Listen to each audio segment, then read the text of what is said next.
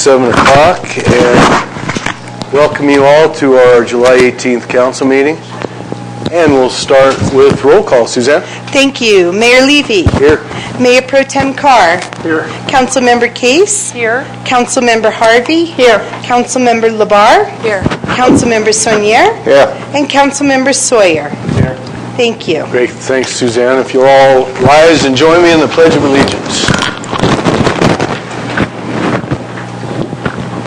I pledge allegiance to the flag of the United States of America and to the republic for which it stands, one nation, under God, indivisible, with liberty and justice for all.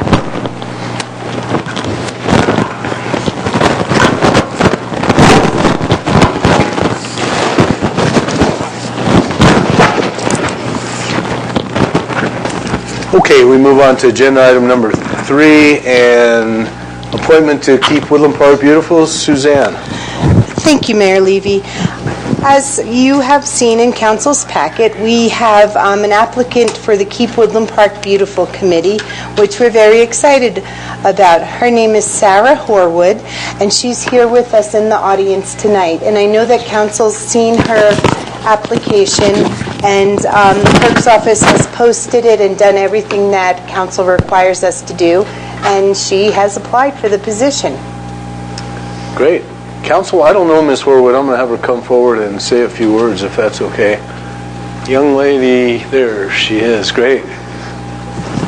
Please just give us your name and address, and thanks for being here and why you want to be part of Keep Woodland Park Beautiful. Okay, my name is Sarah Horwood. My husband and I moved to Colorado about 5 years ago and bought a house in Woodland Park 2 years ago. I have a background in science and international business and a master's in project management. I work for a coastal research organization as a clinical research monitor, and I want to be a cabinet committee, so I will have to Well, thank you. Thanks for being here. Council, any questions? That's a For Ms. wonderful Horwood? resume. Thank you very much. Val? Mr. Mayor, thank you. How'd you hear about the opening? the website. Oh, cool. We have more openings, so everybody listen to it out there. Yeah. Thank you. Thank you. No, but thanks for putting your name in, and we appreciate it very much. Good luck. Suzanne? So, Mayor Levy, I need a motion from Council to appoint Sarah to the Keep Woodland Park Beautiful Committee. So You got it. I'll second. We have a motion and a second. Okay. Carr? yes. Case? Yes. Harvey? Yes. Labar? Yes. Levy? Yes. Saunier? Yes. Sawyer? Yes. Thank you. Motion carries unanimously. And would you like to swear her in at this point? I would be honored to. Thank you.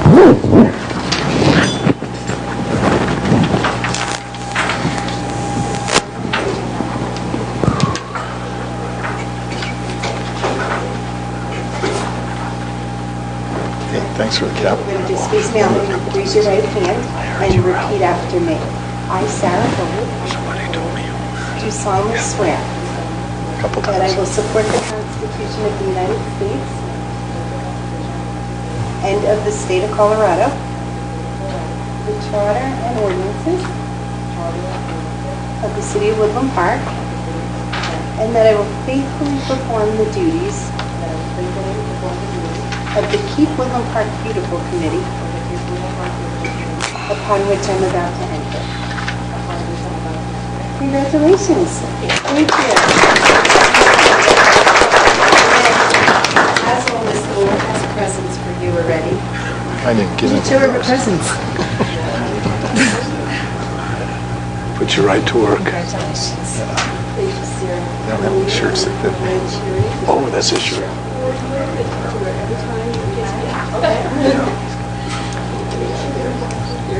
don't have fat boy shirts.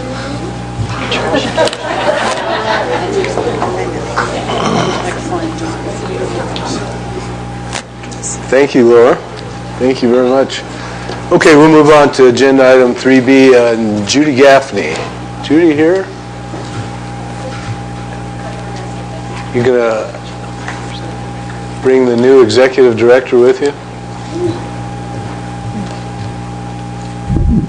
How's it going? It's going great. See if that's on, Keith. There you go. My name's Keith Meyer, 1230 Kings Crown Road.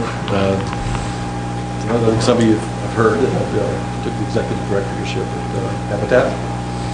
So I just wanted to announce that a little bit, and a little bit of official announcement coming out. Here's Judy talking about me. Hi, everybody. Great. So we're excited. Vino and Notes is coming up August 3rd. We also have Winemakers Dinner Friday night, August 2nd, and we're hoping everyone will join us. Just go to vinoandnotes.com website, and there's all the information on there. And we wanted to say a quick thank you to the city for making it so easy with Ben Vaughn to make this event happen, and support of Habitat and Vino and Notes. Thank you so much. Great, thank you. A few postcards in the back. Information. Great. And council, as you may have noticed, there's a little gift for you from Vino and Notes. It was on each of your place settings. Thank you. Thanks. Best of luck. Thank you. You bet. Okay, we will move on. This is a great pleasure for me because I get to work with Andy Gunning, who's the Executive Director at PPACG, Pikes Peak Area of Council Governments. And I see Norm Steen's here today, who leads us, and the Executive Board at PPACG, and Jessica McMullen, who's the Director of Communications. So welcome to everybody. Norm, I'll turn it over to you. Okay. Thank you. Good evening, everybody. My name is Norm Steen, Teller County Commissioner, although tonight I'm wearing a different hat, coming today as the chairman of the Pikes Peak Area Council of Governments. It's a 16 government member organization spanning 3 counties, and tonight we'd just like to give you an update of the services that the PPACG organization provides to the city, and we'd like to provide also an opportunity for questions and discussion about how we continue to serve you. I'd like to introduce two, as the mayor mentioned, Andy Gunning, executive director, has been with us about a year and a half, leads an organization with about 35 full-time staff, and then Jessica McMullen, a policy and communications director, who is now taking photos in the back. But thank you for making time for us on your agenda, and we're looking forward to your questions to follow our presentation. Thank you. Thank you, Mr. Mayor, and council members. Appreciate the opportunity to give a brief update on what's going on at PPACG. We see the mayor a couple times a month at our board meetings and board workshops and other events, and some of your staff on occasion. Great collaboration, but appreciate the chance to kind of give a brief update to the rest of the council on the good stuff that's happening at PPACG. And so we'll go ahead and get started.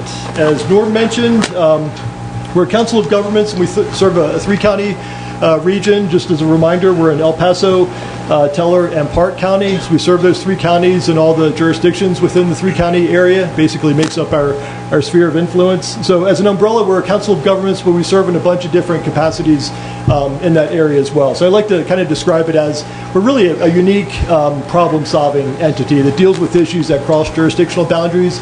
We get some federal direction from federal legislation that's passed. We get some state direction from various state requirements. And then we've got a local jurisdictional elected official governing board. So really kind of nimble, get direction from a lot of different levels of government, and then partner with a lot of other constituencies too, the military, nonprofit and for-profit entities, and other folks. So we serve in a bunch of different areas. Our 4 main program areas, just real briefly, are our Area Agency on Aging, transportation planning, environmental planning, and land use study effort that focuses on our military bases around the region. And what I'm going to do is just touch on each one of these briefly and mention some of the key highlights that we're working on, and maybe put a few things on your radar that you might want to know about in each category. First of all, we're the Area Agency on Aging for the region, and that's a federal designation out of the Older Americans Act that was passed by Congress back in the 60s. We serve the 60 and over population throughout the region, and it really has some serious challenges there. You know, we're seeing some real major increases in our elderly population. Some numbers that I was looking at earlier, by the year 2040, nearly 1 in 5 of our residents will be 65 and over. In the year 2010, that was 1 in 10. So in that 30-year period, it's basically going to double. So we've got some really extraordinary increases in our elderly population that's coming. And that has real impacts on service delivery, on transportation, and a bunch of other services that we try to coordinate. So basically, we coordinate with a bunch of different nonprofits in the region. I know we've got a really good relationship with the Teller Senior Coalition, and we partner with other nonprofits for transportation services, meal delivery, case management, legal aid, and a whole series of other services for our senior population. We also provide services internally within PPACG for our aging community, and it really breaks into these 4 areas. We provide a family caregiver support. Essentially, that helps people that are basically voluntarily taking care of elderly family members, friends, neighbors, and they're not equipped to do that sort of thing. They weren't trained for it. So we've got a counseling center that helps provide support for those that are providing that kind of support for seniors. We coordinate an ombudsman program, which basically focuses on residents in long-term care facilities. We basically advocate on behalf of those long-term care residents when issues come up with care facilities. We've got a whole team of experts that deal with senior insurance and Medicare issues. They're there throughout the whole year, but they really focus on the Medicare open enrollment process each fall. So you can get free advice. You pay for a lot of money on the private marketplace when you're trying to get advice on Medicare, but we have a handful of counselors that are experts in this area and provide free counseling for Medicare. Then we also provide senior information and assistance. I know we've got copies of our yellow book in the back that Jessica's holding up, probably the big product that a lot of folks are familiar with. It identifies a whole bunch of different services for seniors throughout the whole region.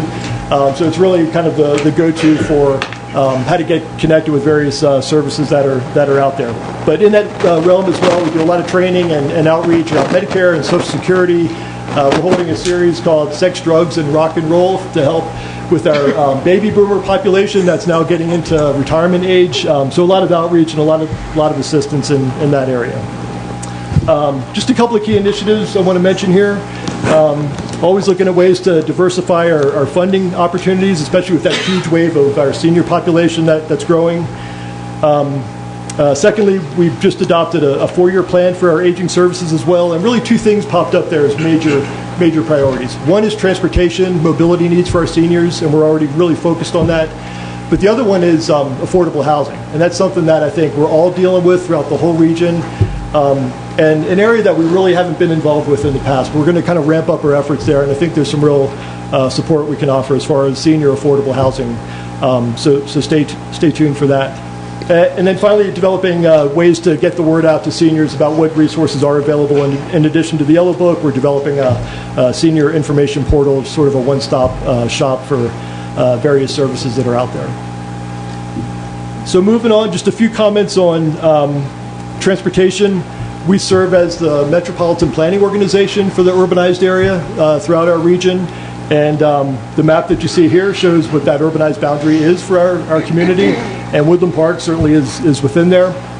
And this is another federal designation. It's required by the feds that within our urbanized area that we have a Metropolitan Planning Organization like PPACG to coordinate our transportation planning needs out 25 years with a 25-year horizon.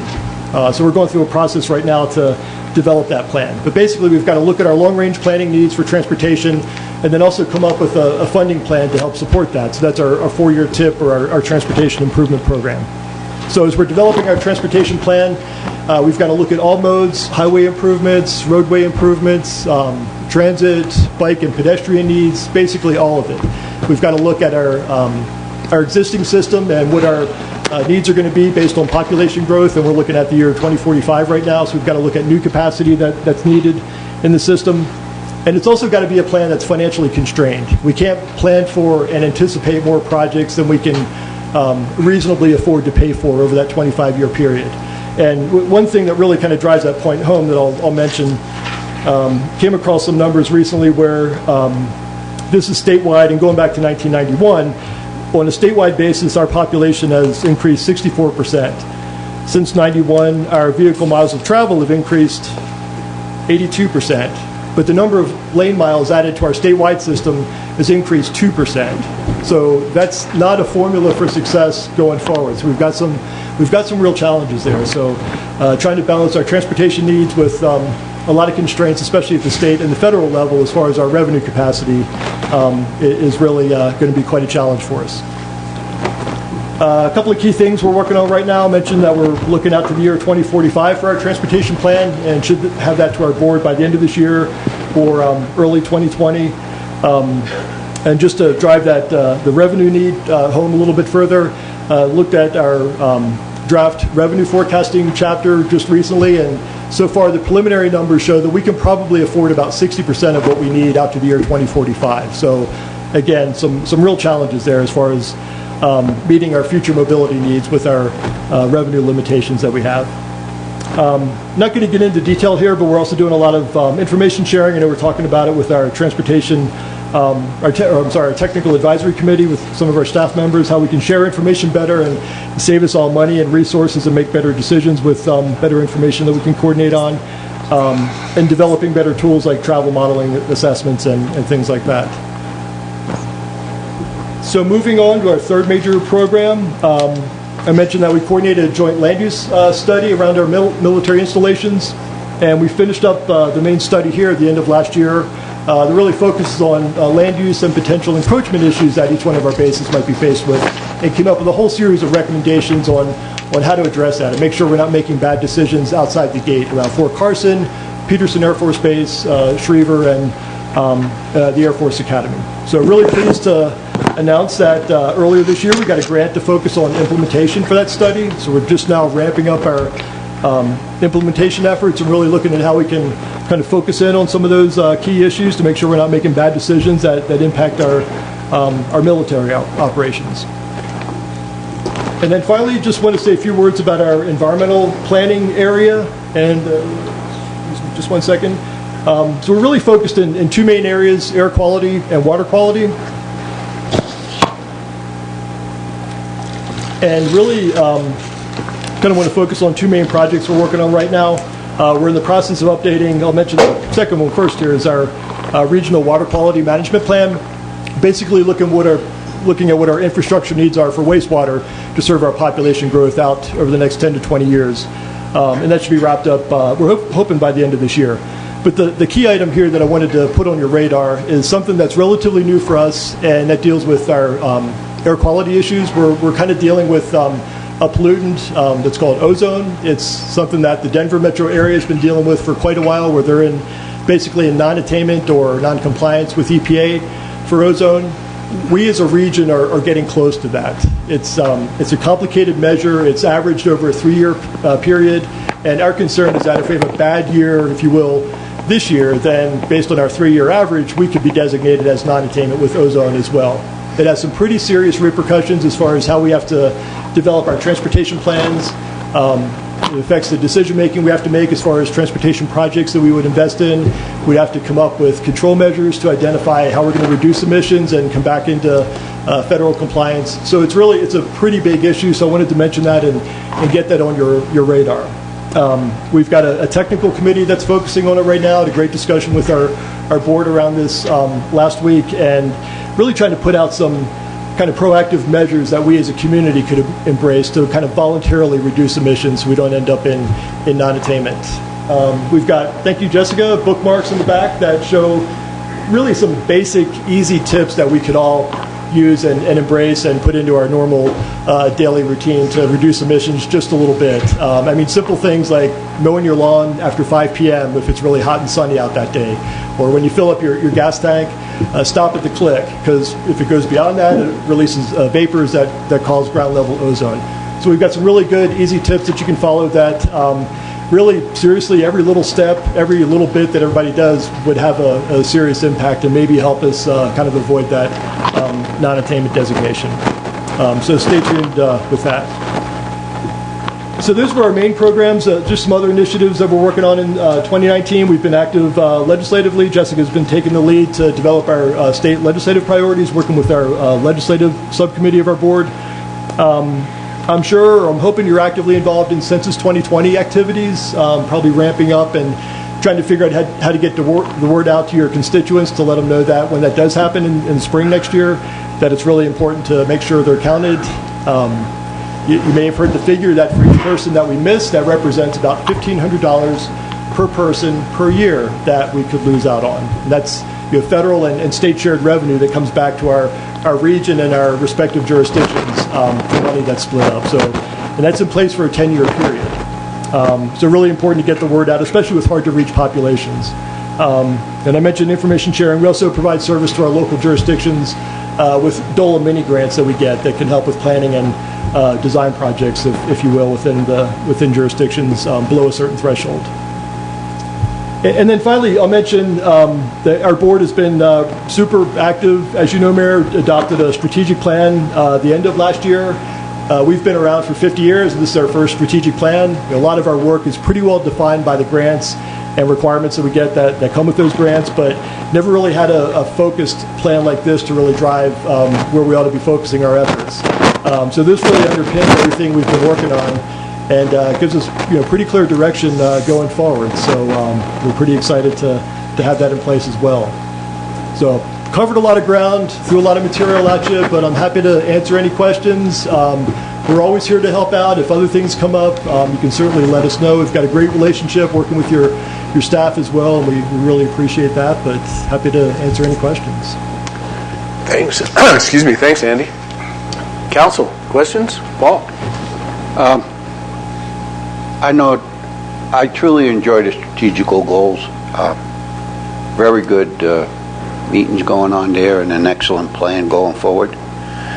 Can you talk to Highway 24 on the overlaying that's happening and where it's happening and the phases to completion?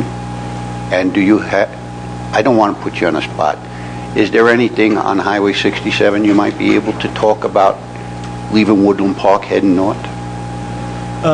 Good questions. I'm going to call Lifeline. Maybe Commissioner Steen, our chairman, may know a little bit more about it. No, CDOT is now involved in repaving and basically rebuilding portions of 24, not adding capacity, but repaving much needed sections. I know down toward the Springs area, they just started from basically 8th Street up past Manitou Springs, and I saw they're making good progress in segment up here in part of El Paso and Teller County, it looks like. My understanding is that they've broken this up into phases. It's going to come all the way up through Ute Pass, but I don't know that they've got each segment fully funded yet. Norm may have some better information. Thank you. Yeah, so I do a lot of work with this on the statewide transportation advisory committee. There's a 3-year program. I don't know the grand total, but they have begun, if you probably noticed, coming up in the lower portion of Highway 24. My understanding is they're going to pave through the city of Woodland Park in the year 2022 through the middle of town. That is, in the later years, still contingent on, because we operate in a 4-year funding cycle, there may be some cash management aggregation of projects, but we do expect that to be funded, but that commitment's not yet been made. In terms of projects north of Highway 67, I understand that we've already done some in-kind engineering development. And my understanding, I think, including the development of the turn signal, the stoplight at Kelly and Highway 67. It's about $600,000. That's what the stoplights cost, about $600,000 to put that in, and that is funded through PPACG by CDOT, being a state highway. In terms of drainage, I think maybe that's what you're referring to, Paul, is my understanding is, I don't know if that's been scheduled in the TIP, the Transportation Improvement Program. Not yet. Not yet. Okay. We do appreciate Sally Riley's participation on the TAC, one of 6 advisory committees, and that's where those projects get scheduled. So Sally's very much engaged in that, I'm sure, too. I don't know how that answered your question, but... How are you coming with your optic fiber? Optic fiber is a $3.2 million project. It was started in cooperation with CDOT, El Paso County, and some commercial providers. We expect that to be finished, I think, this summer. It terminates at the Walmart box. The project started with 72 fibers, went to 144, and it's now 288 fiber. That's owned and managed by jointly between CDOT and El Paso County. And my understanding is that the city of Woodland Park has been working with El Paso County for sharing a portion, I think up to 24 fibers. What happens beyond the Walmart terminal to actually bring it to Woodland Park, that would be a project that would be managed by the city of Woodland Park. I think the project terminates there, but it's fully funded. It took a little bit of work to get some in-kind trades going on because we had to actually work outside the region to get some in-kind matches. That's underway, and we expect it to be finished this summer. Good news for the region. It is very good news. I appreciate you answering the questions. And like I say, I really, really do see forward movement with the PPACG strategical planning. I hope the money crunch goes away, Yeah. but who knows? One of the things that you just point out, the money crunch, the legislative advocacy group, so I know the city of Woodland Park may have some legislative advocacy through CML. PPACG provides another layer for you. We have a lobbyist we have engaged, and you can bring issues to PPACG. We can advocate for those to the legislature. I mean, I've lobbied many times personally to the legislature on behalf of PPACG. One of them particularly is the last bill, Senate Bill 262, which was going to be general fund money sent directly to CDOT. The last minute, we were able to get a concession that a portion of that would be contributed through called the Highway User Trust Fund. As you know, cities get 18% of that total fund. That results in a check to Woodland Park, and you should be seeing that this summer. That was the result of legislative advocacy done by PPACG and the other cogs around the state. So we are working for you. I know you. Yep. I know you. Carol? Oh, I'm sorry, Paul. No, please. The only other question I had, and I'm not even certain if there is an answer, what is PPACG's influence on potential bypasses for 24? Well, I'll kick it off, and Norm can take it. Really needs to start. It probably come from a local sponsor to suggest a project like that, but likely should do it in partnership with the county and with CDOT as well. It would be a CDOT project most likely if you're going to pursue something that major, and really should be something that's in our long-range plan that we're going to adopt in 2045, and it might be in there already as one of our projects. Yeah. So that's the first step, and then from there. 2045? Well, okay, let me explain. So it goes out to we've got to maintain a 25-year horizon, so we're going to adopt it in early 2020. So you add 25 years to 2020, it goes out to 2045. That doesn't mean that it's going to take that long to build a project that's in the long-range plan. Once it's in the plan, then we can identify funding in our 4-year transportation improvement program to fund it over the next 4 years. But there's got to be a relationship between the plan and that tip first. So once it gets in the plan, it's going to take a lot of work to do future studies, corridor studies, alignment studies, environmental assessments, and things like that. And that's where you'd really want to get some support with CDOT, and could work with PPACG and county support as well, to try to lean on CDOT to prioritize that within their region where they control their funds, and get that moving forward with the studies that are required. Big projects like that aren't on the map, if you will, don't have right-of-way associated with them, they take a long time. So there's a really deliberate process that CDOT would have to go through in the jurisdictions that have an interest in that project. But starting it early by getting it in the plan, that's the first step. Yeah. Specifically, too, I can tell you, Carol, that in conversations with CDOT, the feasibility plan that Andy kind of talking about a $3 million feasibility plan that the city would have to bear about a 20% expense there. So at some point, we got to put about $600,000 in our budget to be able to start that planning, if you will. But we do have a placeholder. At least we got something. Go ahead. I'm sorry, Norm. Yeah, maybe I could just clarify that it's about it's a $3 million project. 82% of that's paid federally. It is a U.S. highway, so 28%. But can it come from any non-federal source? That's right. City or any non-federal source. So if the state or any other funder, any major people who have interest in improving that highway, you might think Newmont Gold Corp. You might think other agencies who use that. And this, frankly, this is the argument that I've used. I'm not volunteering them, okay? So I'm going to get whacked if they think I'm doing that. You just did. What I'm saying is that any non-federal source. But my strategy in getting that funding is that is a U.S. highway. It happens to run through Woodland Park, yes. It happens to be your Main Street, yes. But it is a federal highway. It does serve every point west of Colorado Springs, the entire state of Colorado. It serves the major gaming industry, which is about a $100 million contribution to the state of Colorado, and the gold mine, CCV Mines, a $500 million contribution, $600 million of revenue. It depends on the functioning of Highway 24, which happens to run through Woodland Park. Now, if that road is bypassed, if we do, we like to call it a reliever route, not bypass, because we understand that road serves its economic vitality for the downtown of Woodland Park. But if we were to relieve some of the heavy freight traffic, still allow the residential traffic into the heart of the economic center, then the loop that runs through Woodland Park would become a business route. The main route would become diverted. It's shorter, and since you're shortening the amount of federal highway, there would be a call it devolving some of that highway from a state status to a city status. There's money involved in that transfer. So there's lots of pieces involved with this. Once it's in the long-range plan, the 2045 plan, which is in the plan, then it becomes authorized. Sally's been instrumental in getting into the 2023 plan. It's not yet funded. That's the first year, by the way, that no money is assigned to that budget. It's a 4-year TIP. That's the 5th year. Once that's in the plan, then we can start working to get funding. First comes the studies, maybe a environmental or EIS study. Then would come, once all those studies are done, then we talk about construction.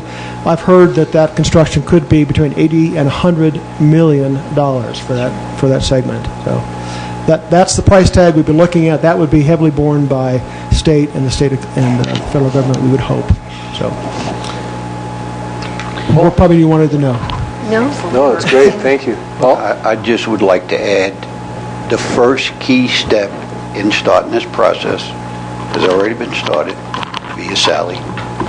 The second would be to have an agreement between Woodland Park and Teller County to agree to this reliever route.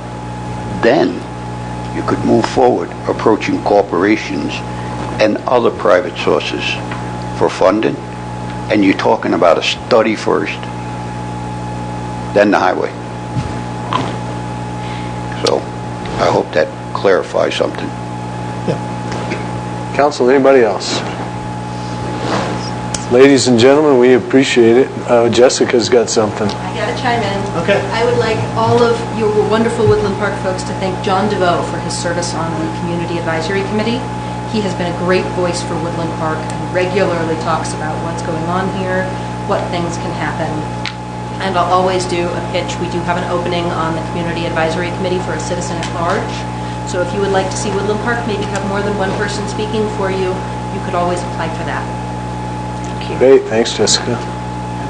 You should know that Mayor Levy has done an excellent job. He's a second vice chair of the PPCG and is a great partner. We meet on a regular basis, talk about policy areas. So, Neil, it's great working with you. Thank you for support of the Pikes Peak Area Council of Governments. It's our pleasure to serve you. Thank you very much, North. Thank you for being here. Okay. Sounds good. We move on to... Mr. Reynolds. I'm sorry.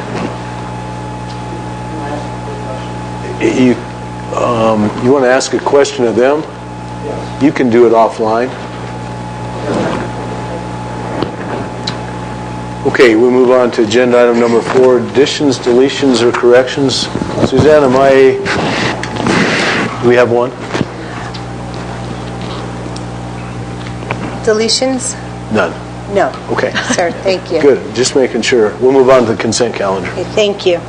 Council, Mayor, this evening we have on the consent agenda, we have the council meeting minutes from the meeting of June 26th, and everyone should have received a red copied version yesterday. That is the version that we'll be voting on tonight. And then we also have the May 2019 and June 2019 Statement of Expenditures. Council, questions, Val? So I sent a typo email. There's one little typo I caught. I assume you made that correct. Yes. Thank you. Anybody else? Great. Motion to approve the consent calendar, please. I'll move to approve the consent calendar as presented. Second. And a second from Val. Suzanne? Case, Yes. Harvey, Yes. Labar, Levy, Yes. Sonier, Yes. Sawyer, Yes. Carr. Yes. Thank you. Motion carries unanimously. Thank you, Suzanne.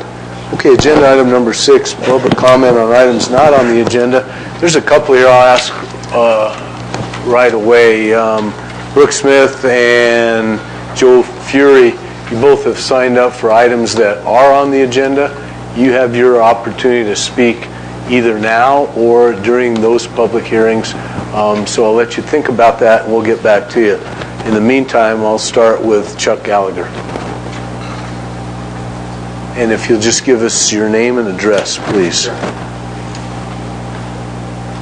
Hello, my name's Chuck Gallagher. I'm at 1125 Pine Ridge Road, Forest Edge subdivision. I've been down in Texas for many months, so I've only been here now about 2 months. But when I got up here yesterday, I read the paper and was talking about the tiny home development that is potentially going out on Highway 67. My impression by reading that paper, there was a lot of issues that maybe pros and cons, but a lot of elements that seemed and should be discussed in public forum. So today I was trying to find out how much discussion, public discussion, has occurred, and it seems very little from my assessment. Now maybe there's been more. So that was my question. The paper went like a pro and con, that there's obviously strong objections to this, and I'm sure there's strong ideas this is a good idea. But has there been public comments, forum, open discussion, pros and cons of this project? Well, Sally, why don't you go ahead and answer this? Thank you, Mayor Levy. First of all, I'd like to state that the article in the Courier was, first of all, an incorrect, false headline. It is not a mobile home park. These are modulars on a permanent foundation, and it is a tract of land that is zoned multifamily, suburban. So it's a little bit over 6 acres and up to 8 units per acre. So there's a proposal for 53 small manufactured homes. And the planning department and the building department does not use the term tiny home. It is not defined in the zoning code. It is not defined in the building code. And so it becomes a misnomer, and people think of a tiny home in different ways. Some people see them as recreation vehicles. These are not recreation vehicles. Some people see them as mobile homes. These are not mobile homes on a chassis or certified under HUD. These are IRC, which is the International Residential Code, modulars that are placed on a permanent foundation. Now, with respect to public comment, the property is zoned for multifamily.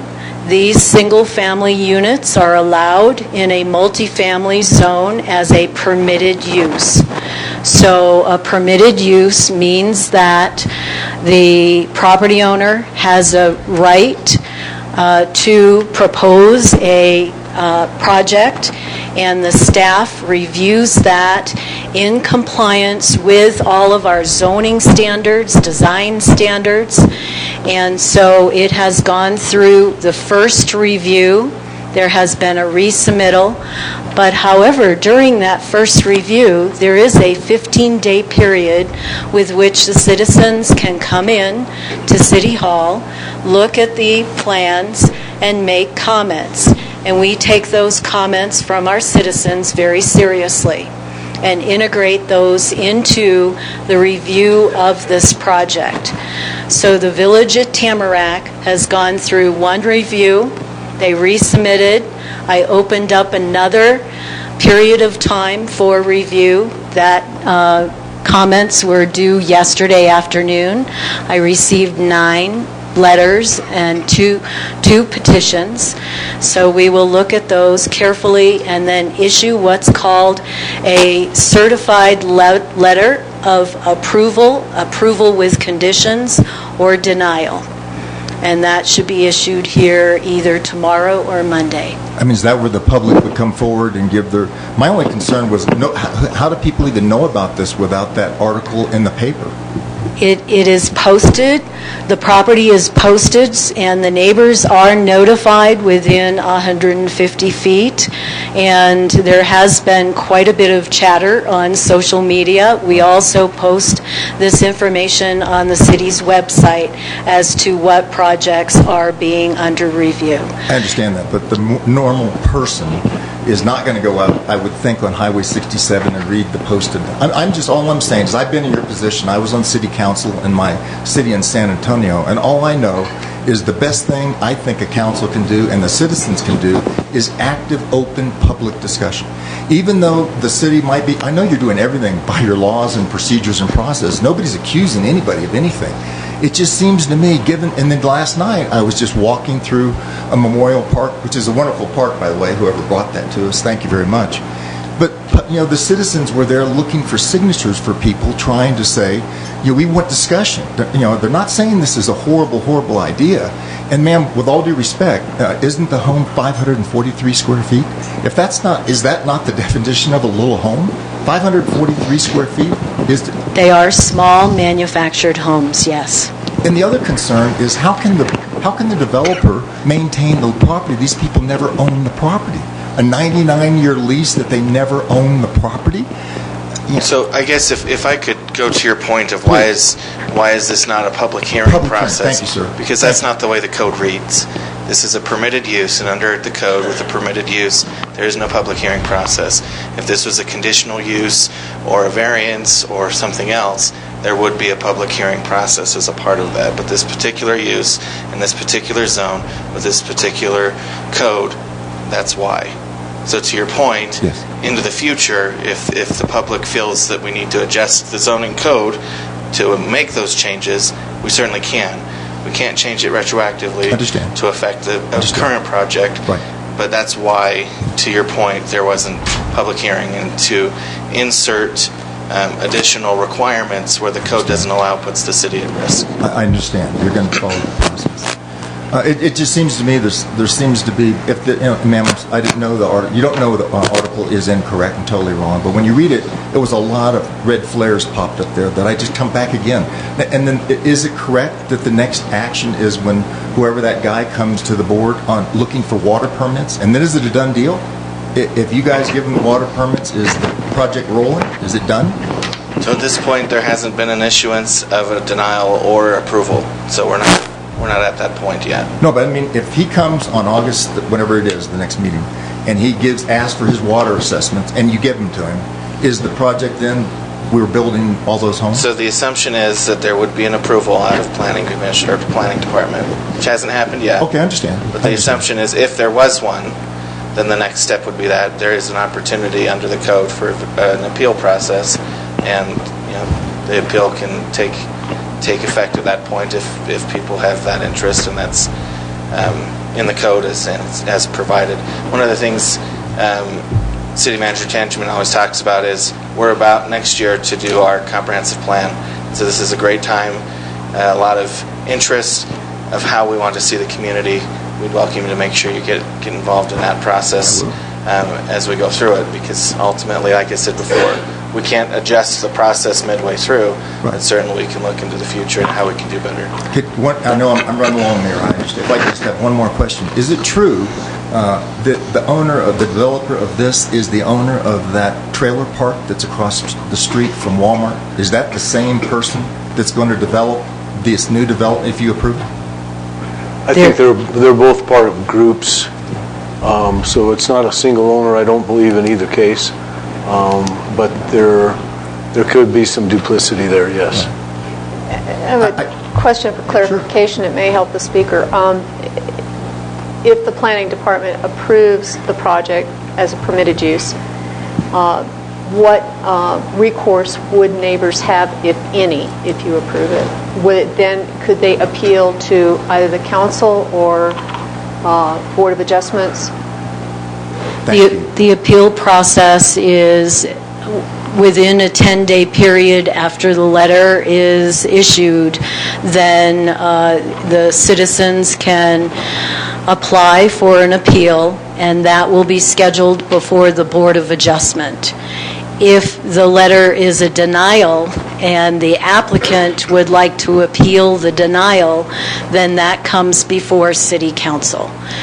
And it's important to point out that we as City Council have intentionally not engaged in public discourse on this issue because we cannot. I understand. If it is denied and the applicant comes to the City Council with an appeal, then it would be a quasi-judicial matter, and we would not be able to have that discourse until we come to a public hearing. Mr. Mayor, just to counsel, just for clarity, could you mind putting that in terms again, the denials and all that? What would be denied? If the applicant's Am I the request, applicant? the applicant who owns the piece of property, Oh, okay. if his project is denied By you with the water? by the planning department. Planning department. But If the planning department issues a letter of denial, which has not occurred yet at all, Okay. then the applicant, the owner, could appeal to the City Council. If it is approved, and there are citizens or residents in that area who would like to appeal that decision, it goes to the Board of Adjustments for review. Is that this? No, it's not this body. Different bodies.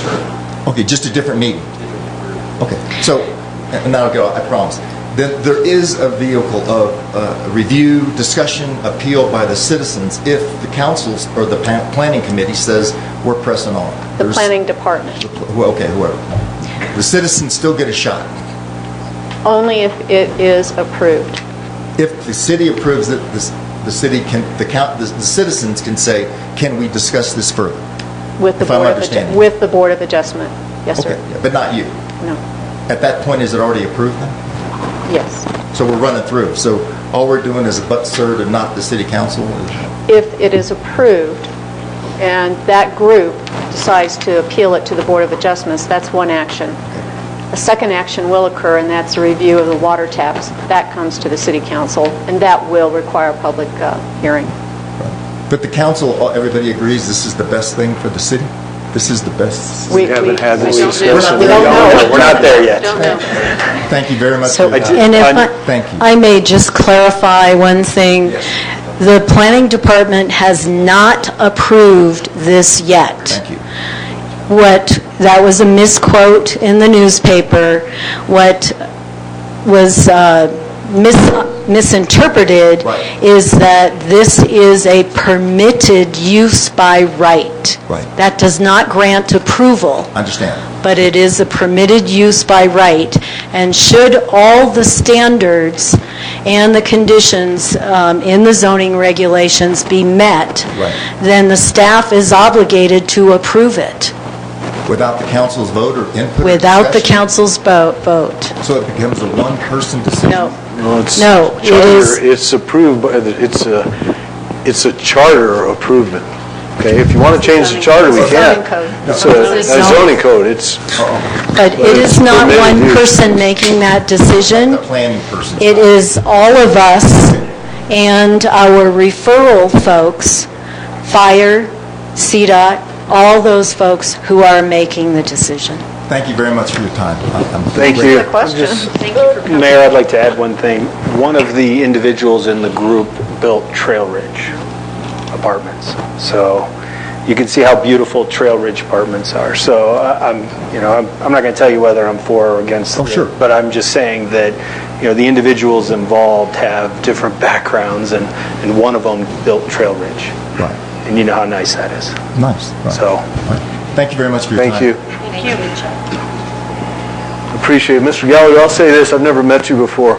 That kind of respectful, intelligent kind of conversation, we need more people like you. So please consider, we appreciate it. We really do. Well, thank you. We really do. Thank you very much. I know we do have an election coming. Okay, next, Jerry Good.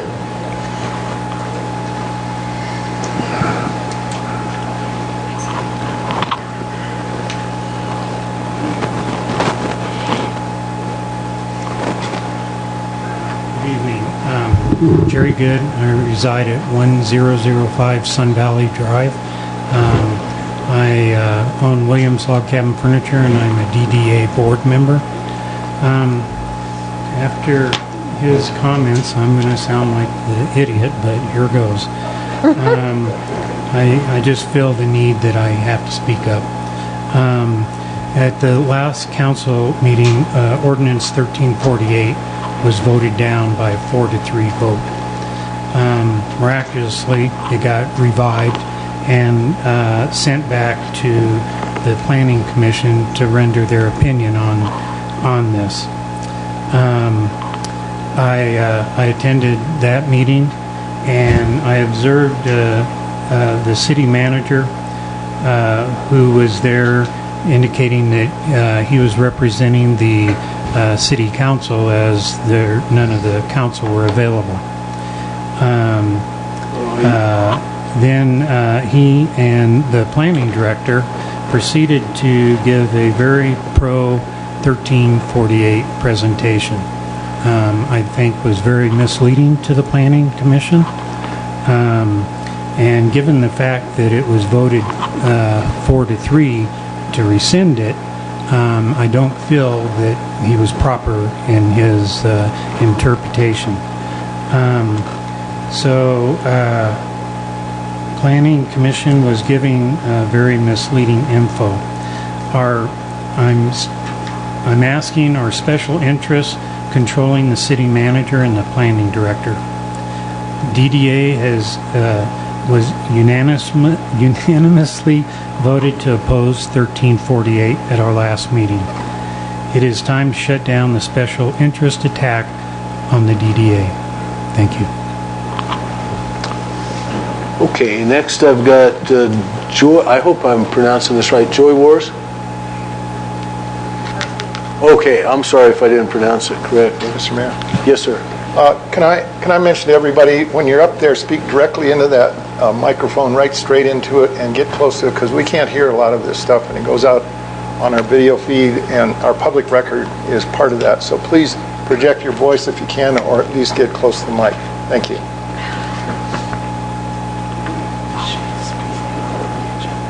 Okay, all my years of drama, you should be able to hear me, right?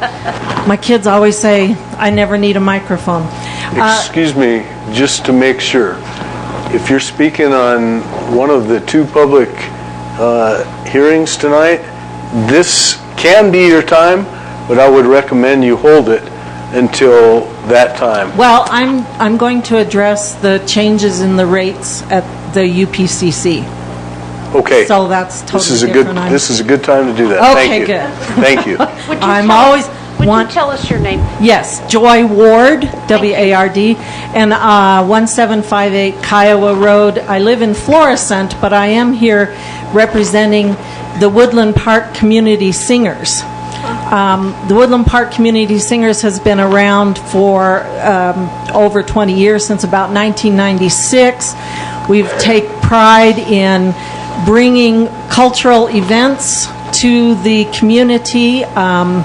We are a nonprofit organization, and we recently attended the meeting about the new rates for the UPCC, Ute Pass Cultural Center.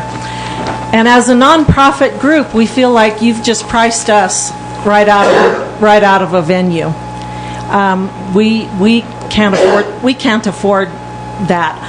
Our bylaws dictate that we cannot charge for our concerts and presentations, performances, nor do we want to. We pride ourselves on, as our mission statement says, on any member of the community being able to come and attend. And again, referring to our mission statement, it is to bring culture and performance to Teller County or the surrounding area.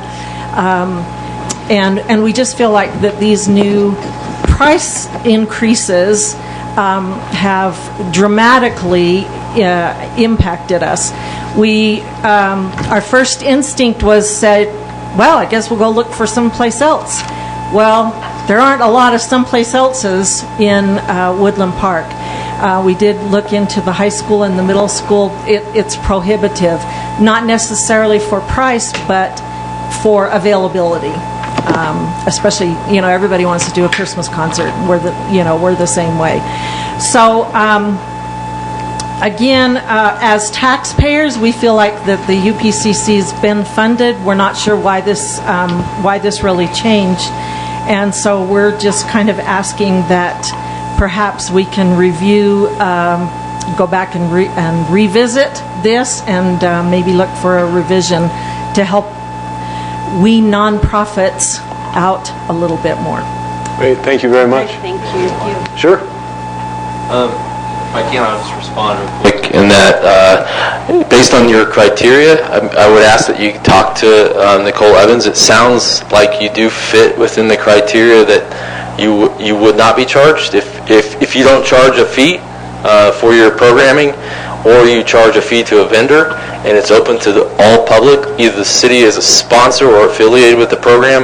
We're not charging the nonprofit for the event. So if that is the case, I would ask you that you talk to Nicole so we can get that ironed out. According to what... We're not going to have that discussion. Yeah.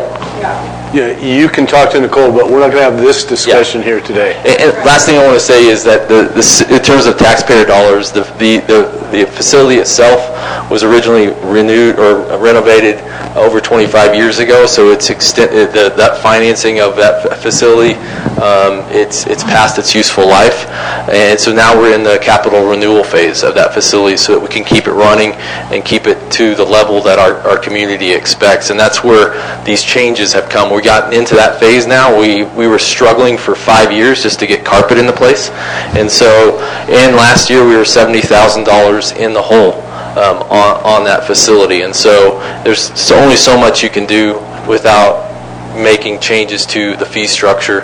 And I will tell you, we were trying to benefit the nonprofits by far. We have a lot of different policies that we're trying to be consistent as well with all of those nonprofits. And I'm happy to sit down with you and have that discussion. We just had a discussion 2 days ago with a nonprofit on this very same issue. So if you'd come to me, I'd be happy to talk to you. Thanks. Thank you, Darren. Thanks. Thank you very much, young lady. Thank you. Okay, I'll ask Joe Fury now. Are you here? Would you like to speak now or wait for the public hearing? I'd like to wait till the public. Thank you. Brooke Smith? I'll wait. Okay, terrific. Thank you. That's it. I have nobody else signed up for comment on items not on the agenda. Anybody here like to make comment at this time? Sir, if you'll come forward and give us your name and address.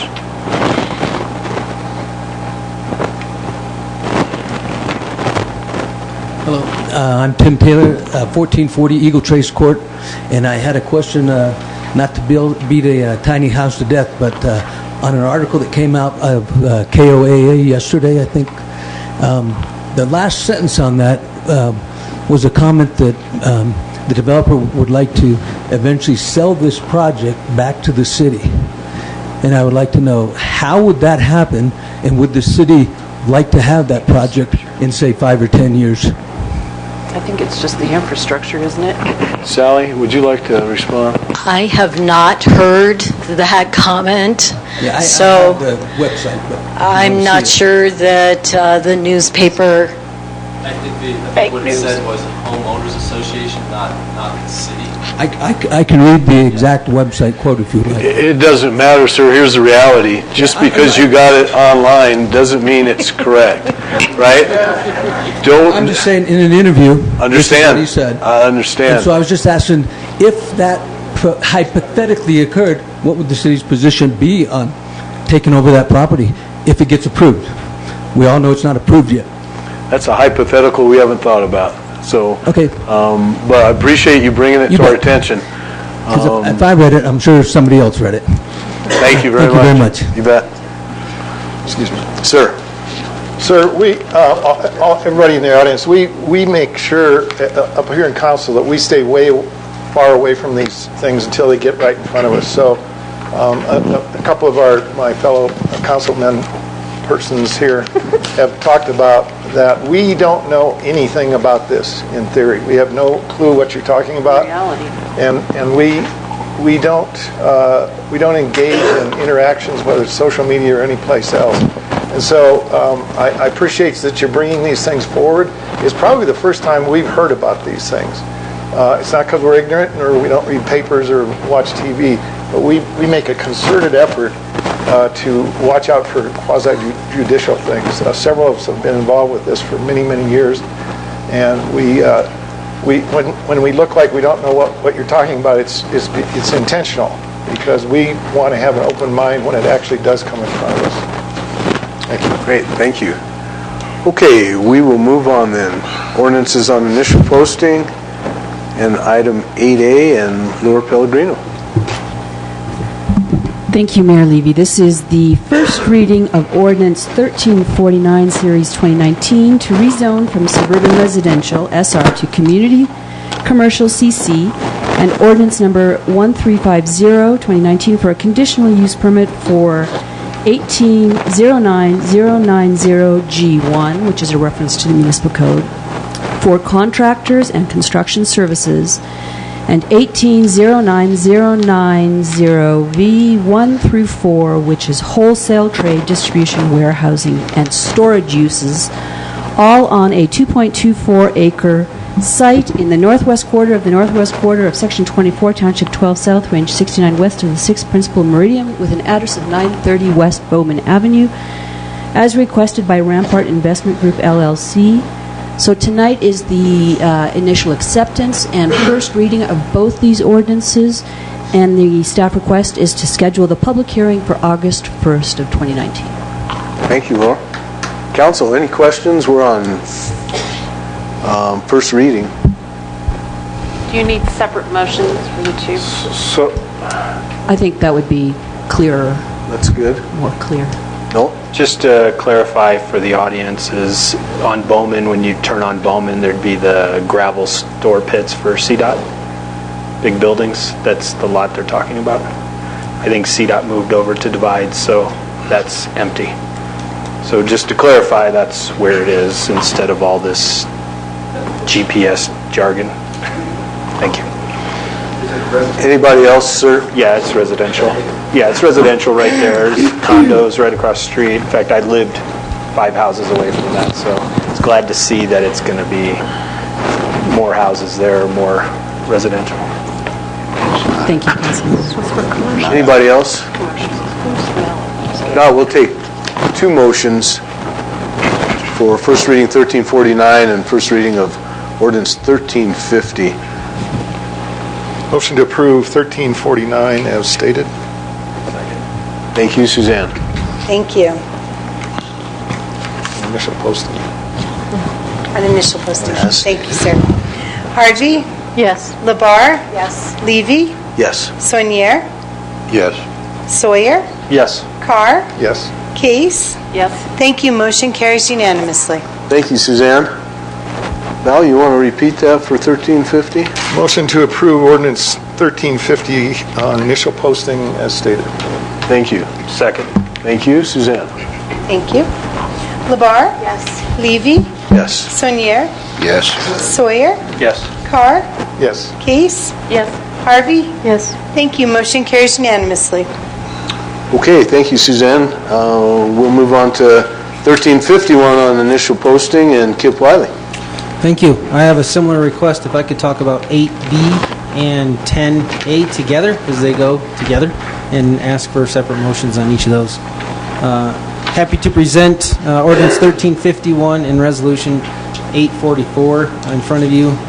Ordinance 1351 is the acceptance of real property for 1.5 twin lake shares, and Resolution 844 is the contract for those shares. We were able to have the opportunity to acquire additional Twin Lake shares for the same price as what we did back in March at the 42.5. So I'm pretty excited about this opportunity. Again, this is our fully consumable water. It makes it legal for us to use our local water, and it's from actually the same people. So I can answer any questions that you have. Yes, sir. I missed how many shares are we 1.5. 1.5, thank you. And the cost, please? $42.5 a share for a total of $63,750. And will that be from your enterprise fund? Yes, that will come from the Water Enterprise Fund, which is healthy at the moment.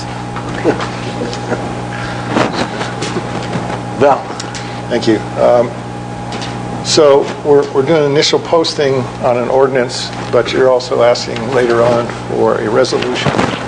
It seems like if we're doing initial posting, we need to give me the time sequence here.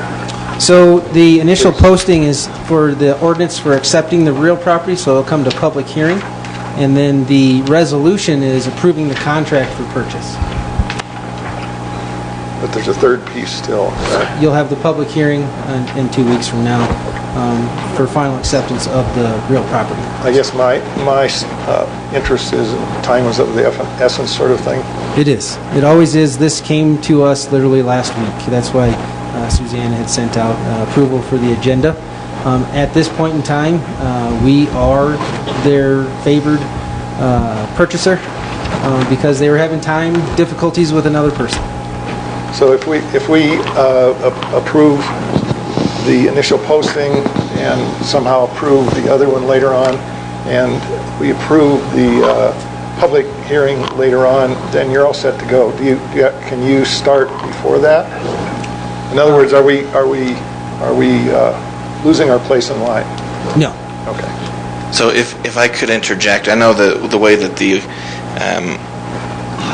the agenda reads has the contract coming after the ordinance, and my suggestion would be to approve the contract first and then have the ordinance, wherein later we will be accepting these things.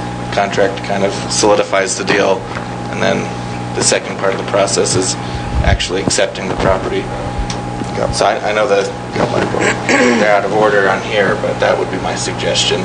Approve the resolution and then approve the ordinance on first reading and posting. Everybody understand that? Then I need a motion to approve resolution number 844. Can we do that even though we're not in new business now? Can we approve You're the that? bosses. We are the bosses. Thanks for reminding us. I'll move to approve Resolution 844. Thank you. And the second, Suzanne. Levy? Yes. Saunier? Yes. Sawyer? Yes. Carr? Yes. Case? Yes. Harvey? Yes. Labar? Yes. Thank you. Motion carries unanimously. Thank you. Thank you, Suzanne. Clearly, this council sees value of water shares. Always. Always. Okay, that said, can I have a motion to consider 1351 on initial posting and set the hearing for August 1st? I'll move to approve Ordinance 1351 on initial posting and set the public hearing for August 1st, 2019, please. Second. And a second, Suzanne. Saunier? Yes. Sawyer? Yes. Carr? Yes. Case? Yes. Harvey? Yes. Labar? Yes. Levy? Yes. Thank you. Motion carries unanimously. Thank you. Thank you, Council. Very Thank you, Kip. Great job, as always. Okay, we are moving on to public hearings. And number 9A, before you start, Laura, let me just read this. Council members use electronic devices to access the materials relevant to the public hearing before us. Be assured that it is the common practice of the City Council that these devices are not being used for texting, emailing, or other communications during public hearings. And Laura, the floor is yours. Thank you, Mayor Levy. So this item is to consider motions to approve the Pines at Tamarack Planned Unit Development Final Development Plan and the Pines at Tamarack Preliminary Plat for 26 single-family residential lots on 20.61 acres on Lot 2, Dayspring Christian Fellowship, with an address of 205 Sourdough Road in the PUD zone as requested by Dave Gerritsen, who is the landowner. So we are going to begin tonight's presentation with Mr. Jim Howe, who is the applicant's consultant, Thomas & Thomas, and he will make a presentation and the proposal for the 26-lot subdivision, and then I will follow up with my staff report and compliance with the municipal code. Thank you.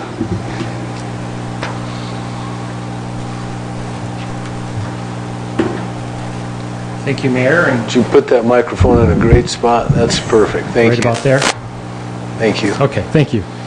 Well, thank you, Mayor and Council, for this time and this opportunity. We are happy to be here tonight to give you some highlights. We know that staff has prepared a very detailed report, and so we'll try to hit some of the higher level considerations and then maybe leave some time for some questions. Excuse me, before you go, just give us your name and your sorry. address, please. Jim Hauk with Thomas & Thomas, Principal Planner with the company. Thank you. As mentioned, we'll just zoom in here. This is a part of a Day Springs project, which is, if you're familiar with Impact Church out on 67, this is a second half of their original parcels, and this is across from the golf course, and I think you can see my cursor here. So we got the golf course and in the church here, and as you can't see, okay. As Laura had mentioned, this is a 26-acre development on this wooded parcel. Some of the major considerations that we wanted to touch base on tonight is natural features, some drainage improvements, utilities, water and wastewater, and obviously some access is a key factor in all projects out here. And again, you can see the golf course on the west side of the Highway 67, Fairfield Lane here, and Sourdough, and then the county line right about there for orientation. This is a snapshot of the preliminary plat. Again, highlighting some of the natural feature elements of the property. You can see the green represents our open space tracts, and also that also includes some of the drainage elements that are part of this project. There's a fair amount of off-site water coming across the property here. It comes through a drainage way. There's a small drainage here. And then on-site, there's going to be a water quality stormwater management program in place to deal with the new development patterns on the property. But again, the green would highlight some of those open spaces within the project. Each lot is, well, we have a minimum size of 16,000, but the average lot is 21,000, up to 41,000 square foot lots. So they're fairly good size, and they're consistent with the property in the development just to the east. This is a few pictures of the property, just to give you a sense of the landscape out there and some of the elements that we're cherishing, we hope, with the project and as we move forward. We did have the opportunity to go out on site and put a center line stake down for all the roads, and everybody in the team had an opportunity to kind of walk that and understand really what we were looking at with the goal of really preserving as much as we could to the landscape. And we've also incorporated a couple other things that we'll hit on here in a moment. Utilities, we've been in contact with all the providers as well as the city agencies and departments. From a water perspective, we have our connection coming in down here on down kind of Fairfield and Highway intersection. There's an existing building there. We also have connections to the north. So if you see our site today, the water building pressure valve facility here for water, stormwater or wastewater, I'm sorry, will head up north along the highway right-of-way. There's an easement provided for utilities, which will then connect over and then up to the city's facilities. There's the building question at the corner. Access is obviously a key component of each of these projects coming into the city. Sourdough is a partially paved road at the main intersection, but as we move north, it does become gravel, and part of the project would be to introduce and align new curb, gutter, and asphalt to the north edge of the property line. As we look north from that property line, looking back towards town, there's the kind of characteristics of the city street, and we'll be making some improvements to that boundary as well, or to that section as well. Also, with respect to kind of the context of the project within the neighborhood, this kind of gives you a picture of the intersection, Fairfield, the trail, the highway. You can see the golf course across the street. So with that, there's consideration given. We began our process with CDOT and had some preliminary reviews based on some traffic counts, the development of a tapered lane coming from the east, or I'm from the south heading north as part of that project at this location. Approximately 900 feet total, and this was kind of a street view of that. So this section here would be increased and improved for improving the traffic there. Even with 26 units, there's a fair amount of traffic that still comes with any new development. So accommodating that, listening to staff. Also, there was some previous comments from some of the adjacent property owners that there was some concern about traffic and what this intersection might look like in the future. So with the project, there are some improvements, and part of the agreements that we've made with staff going through this process has been that some of these things will be coming online sooner than the development itself. So those public improvements will be key to the introduction of the project. I think staff has been great. We've had good luck with our team, getting good feedback and great response from everybody, and we appreciate that help. Again, just to kind of give you a sense of the corridor out on the highway side, existing trail, and I think mostly what we want to be able to do with this is make sure that we don't lose the character of that corridor. And again, another image of that. Key to that is where we're placing buildings and the size of the lots, as well as some preservation that we're looking at along that edge as part of the project. There's some landscaping included in the project, again, with this corridor improvements that we want to just accent it with some rustic rails and enhance some wildflower plantings along there, just to kind of improve that trail corridor itself, as well as the entrance into the community.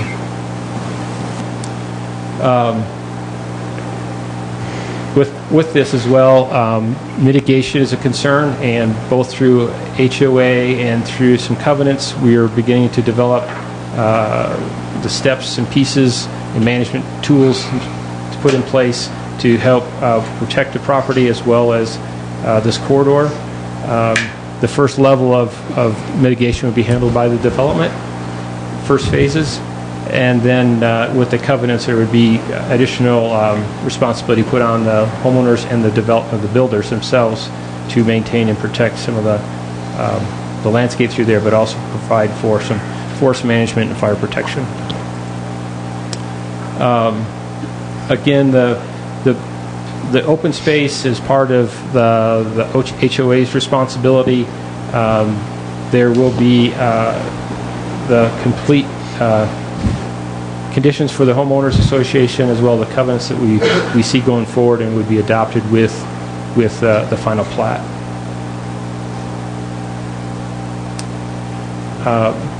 Oops, let me back up one. I just roll back, right? Oh, that works too. Again, well, I'll hit on a couple of items real quick after this, but we did want to share some of the ideas behind the covenants and building some architecture character into the neighborhood. We think would be, again, consistent with what's happening on the other side of Sourdough, on the east side in the neighborhood, and we'd like to preserve that, but also develop something that's very predictable and planned and as we move forward. We do want to open for some questions, but again, I think I wanted to highlight also in our details these lots along Highway 67. They have, while we have some standard building setbacks, 25 in the front, 25 in the rear, 8 foot on each side, we do have additional 30 foot of preservation along these lots here, again, to create additional buffer and protection and character for the corridor itself. And then we've also identified some 60 by 60 building envelopes that can move within that setback areas, again trying to focus the development and disturbance to just some minimal areas on the site.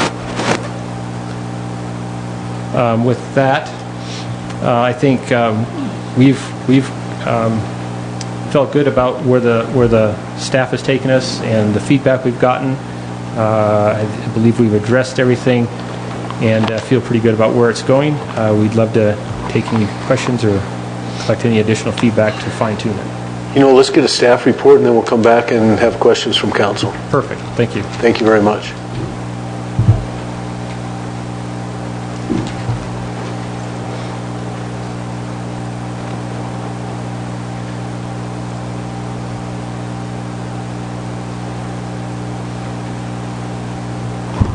Thank you, Mayor Levy. My PowerPoint's not going to be as colorful as Jim's, but anyway, I'll do this quickly. So this is the Pines at Tamarack, a proposed 26-lot subdivision. It is also a PUD amendment, and it is the master plan that they are proposing, which is why it's a PUD amendment. This was previously not master planned at all, but zone PUD. So this is the master plan phase of it. So the Planning Commission did have their public hearing on June 13th and did recommend approval. Their minutes were included in the packet that everyone should have got, and they are proposing approval. So the site is indicated in red. It's this triangular 20.61 acre parcel of land. The Impact Church is this triangular portion right above it. And you can see the reserve at Tamarack is immediately to the east, which is in the city. The Teller County city boundary is indicated by this dark hashed line, dashed line. So to the north of the site is the Teller County, within Teller County, and we have a small subdivision called Kendora Pines and the R&D subdivision here just north of the reserve at Tamarack. The Woodland Park Christian Church, the Impact Church, is in the city, and of course the highway comes immediately abutting the site. And then on the other side of the highway to the west is the FEMA floodplain for the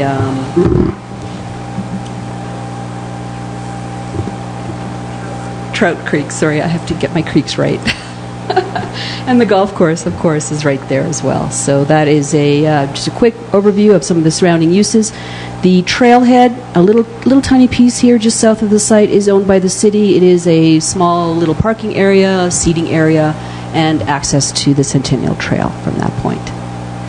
So again, this is an aerial photo showing the neighborhood and some of the existing topography, some of the existing built environment, and some of the existing natural environment. The site is indicated in yellow. Again, to the north is Teller County. Here is the Impact Church, Highway 67, the golf course, and the clubhouse. So that gives you a little bit of an idea. This is a straight-on aerial view showing you what the topography is on the site. For the most part, it's relatively flat. It's also very well wooded. A lot of ponderosa pines in this area. It has sat vacant for quite some time. What you can see here is also the intersection of 67 and Fairfield Lane right here to the south. This will be the access to the site. It intersects with Sourdough Road, and then there will be two accesses from Sourdough Road into this site. The applicant will be constructing and finishing the construction of Sourdough Road to the northernmost portion of this site, and they will also be putting curb and gutter along both sides of this street. Excuse me, Lord, does that include sidewalk also, or just curb and gutter? Just curb and gutter. Thank you. And here is the Centennial Trailhead going just immediately east of Highway 67. The applicant is proposing open space that will take some of the natural drainage through the site from the east to the west, and there will also be trails that connect for the homeowners within this site to the Centennial Trail. So there is a lot of opportunity for open space. Now, the applicant had mentioned, Jim had mentioned, that there will be a decel lane coming up to Fairfield, about 500 feet long, like the other decel lanes you see on Highway 67. So this will be required and will be built before conveyance of any of these parcels. Some images. Jim has shown a lot of images as well, but looking from Highway 67, looking north, And this is the site that we are looking at, so you can see it is very well treed. This is the little trailhead owned by the City of Woodland Park. You can see a little bench here. And this is the Centennial Trail as you see it going north along Highway 67. This is the intersection of Highway 67 and Fairfield as it exists right now. This will have a decel lane coming in, and there will be some substantial work required for that, which will require a CDOT access permit as well. Down here, this second image is State Highway 67 looking east, and now we are looking down Fairfield Lane into the reserve at Tamarack. The site that we are looking at is right here to the left, and again, here's the little trailhead for the city. This is looking down, we're on Fairfield Lane looking north, down Sourdough Road. You can see where some of the curb and gutter and the existing asphalt surface has already been set down. And the applicant will be continuing that for the full length of Sourdough Road along the property boundary. And this is Sourdough Road looking at the existing condition of the unimproved road within the city. And actually here are some of the homes from the reserve. There are some vacant lots along here, but you can see what the adjacent and abutting subdivision looks like currently. And this is from the north end on Highway 67 looking south. So Impact Church would be behind us. The golf course is in this direction. And this is the site and the character of the neighborhood at this point. This is the zoning map. The site that we are looking at is right here. It's purple, which is what all of the area that the golf course is zoned, and it is zoned PUD, Planned Unit Development. And that's why we're here today, because they're submitting a master plan for this PUD, which shows 26 residential lots. And so you can see that the Impact Church is zoned suburban residential, as is the reserve at Tamarack. And then we get into some of the commercial and multifamily zones further south from this particular site. This is the comprehensive plan. The site is shown here in this circle. The comprehensive plan shows this to be proposed in the future as residential, and this proposal complies with the vision in the comprehensive plan. And this is the site plan that the applicant has submitted for both the PUD amendment and the preliminary plat. You can see the 26 lots in here. You can see the almost 5-acre open space tracts that he's proposing, the layout of the roads, the layout of the lots, and staff has worked with him on that layout. So staff did a complete review and analysis of the submittals of both applications. We checked the application for compliance with Section 1830, which are the planned unit development standards in the municipal code. And staff does find substantial compliance with all the standards and recommends approval of the final development plan as submitted. Some of the things that we look at when we look at an amendment to a PUD or even just a PUD final development plan is the purpose, which in this case is residential, and modification of the subdivision requirements. In this case, the applicant is asking for one modification, and that is to reduce the right-of-way widths of the internal roads from 50 feet, which is the code requirement, to 45 feet. And staff does not object to that, mostly because there's going to be 15-foot easements along the front of all of those properties for utilities and other services. The final plan requirements of a PUD deal with things like location, size, the improvements, the density, the dedication, streets, easements, use, height, bulk, agreements, and other covenants, water, sewer, all of the typical things that you would look at with a subdivision. And staff did look at all of that and does not have any objections. There is requirements for open space. This applicant is proposing approximately 25% of the lot as open space, which exceeds the minimum requirement of 15%. And the applicant is also suggesting his own standards, which is what the PUD was created for, to allow this type of flexibility for developers. He proposes density, uses, height, and setbacks and frontage standards that were all reviewed by the Planning Commission. One change, the Planning Commission was looking at a height of 30 feet, which is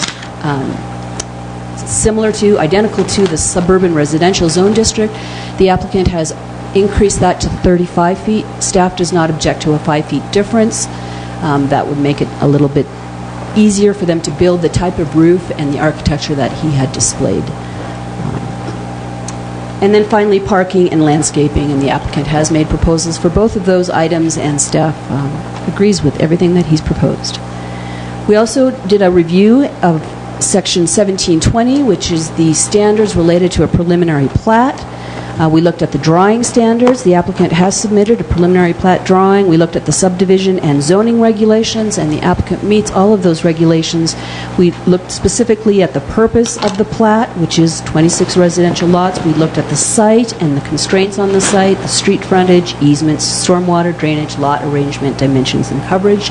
This is a preliminary plat. They will be submitting an application for a final plat.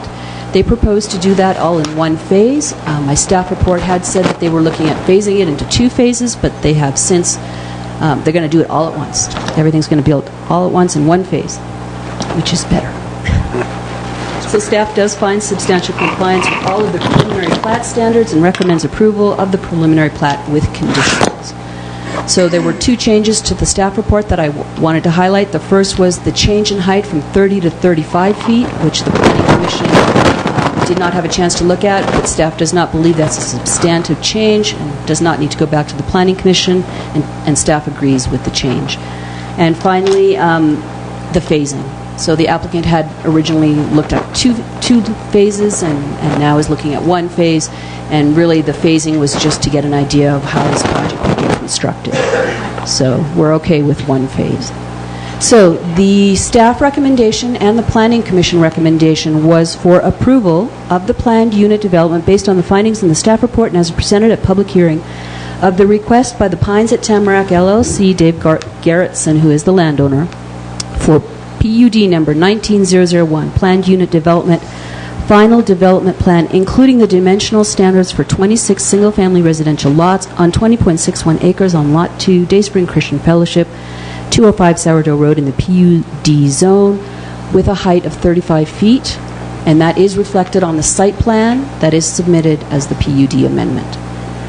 The second recommendation relates to the preliminary plat. Staff and the Planning Commission recommended approval based on the findings in the staff report and as presented at public hearings of the request by Pines of Tamarack for the preliminary plat for 26 single-family residential lots on the 20.61 acre site, subject to the following conditions, and I'm going to read the conditions for the record.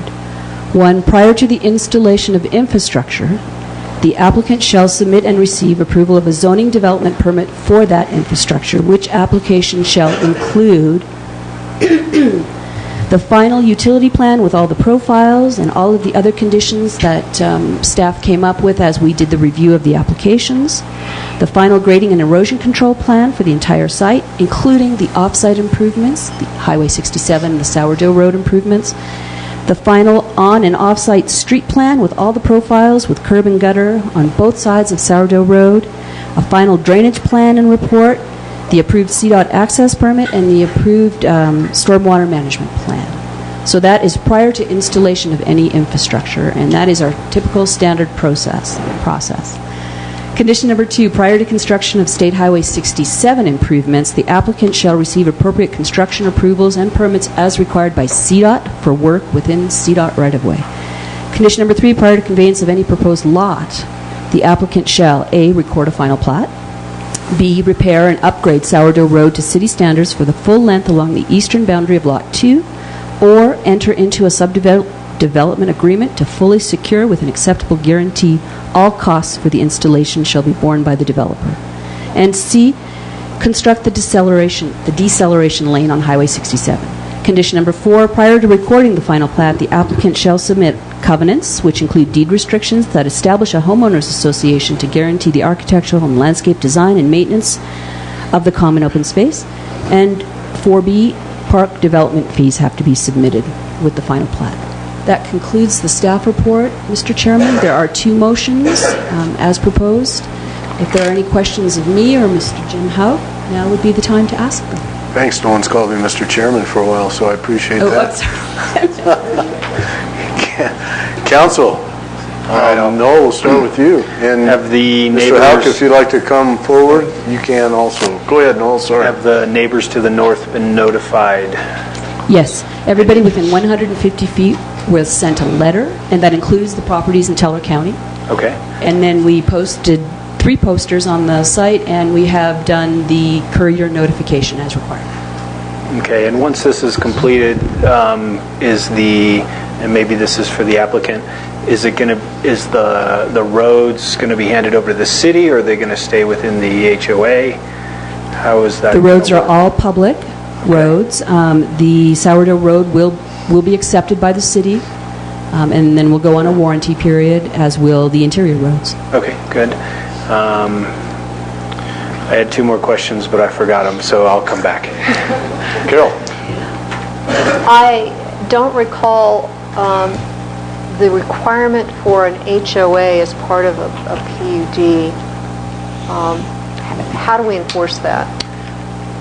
We, as part of the subdivision, the applicant's proposing a homeowners association, and so we look at the covenants when he submits them with the final plat, and we review them. And the homeowners association is the guarantee for maintenance for the open space and for the architectural standards and all of the standards that they create within their proposed subdivision. So if they are proposing a homeowners association and covenants, we like to see them, and we like to see a homeowners association that then can be established. If it ceases to exist, what is the city's responsibility then? If it ceases to exist, it's part of the covenants, and then the homeowners become the enforcers of their own covenants, which is not unusual for many covenants and restrictions. Well, thank you, Mr. Mayor. So I'm always worried about fire access and egress. I note on the southeast, there's a southeast cul-de-sac there right next to a road. I wondered if there was a consideration to put a chain across the side next to Sourdough Road for emergency access, possibly. We had not talked about that. There's some grade change there, and obviously the utility corridor runs through there as well, so there'll be some limitations, but there's some, I think we do still have the 2 access points for the most part. Councilmember Carr, the fire department has reviewed these plans and didn't even make a suggestion to that. They were fine with everything the way it was laid out. Yeah, I know. I understand. I read the packet a couple times, but I was just interested if maybe that would be a thought process down the road. Thank you. No, I remember my 2 questions. Time frame for the development? We are hoping to begin to do some earthwork at the end of the year. Wow. And then average range of homes? You mean price point or something? Or sure. Average range. I would let the... You're supposed to read my mind, don't you? Don't you know that?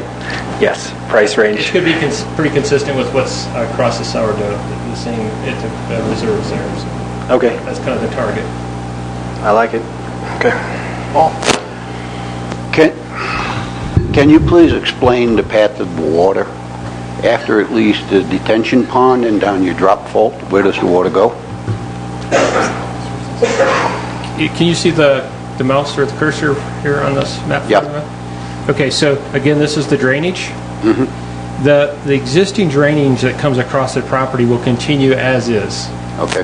There's some culverts that go underneath the highway and continue on over. On site, the water will be contained within the stormwater system, which is part of the road system. It'll be controlled and detained, and water quality features added at this point, and then release back into that natural system again. So, which will then also pass under the highway, under the existing culverts. Thank you. You have the culverts there. Yes. And then, excuse me, I don't know the highway out there as far as, and I do know you have to go through your CDOT, and as you come to your deceleration lane for turning, you encroach pretty close to the pedestrian path, the trail, and yes, you're going to have to do substantial improvements there with the drainage and everything. Is there any consideration for guardrails in that area just when you get so close to the bike lane and the trail? We haven't gotten into quite the details yet, but the understanding is we know we have to do a detailed grading drainage report to cover that, and the option obviously is to make sure that we realign the trail to meet existing standards within CDOT's right of way. And then I think we've also been working with the city and the parks trail folks to make sure that whatever those improvements are safe and acceptable to everybody before everything gets approved or constructed. So. Thank you for answering my question. It's a beautiful project. Anybody else? Okay, you sit tight and we'll open public comment, and we have one person signed in already, so we'll start with Joe Fury and we'll go from there. And just your name and address, sir, if you'll start. Joe Fury, 565 Pembroke in Tamarack. My only question is, will there be any new street lights? Traffic light you're asking about? No, not traffic light. Illumination street lights. Great. Right behind you, you're going to get the answer. Sorry. No. Thank you. Thank you. Okay, we're still in public comment on 9A. Would anybody like to step forward at this point? Sir, if you'll come on up, give us your name and address.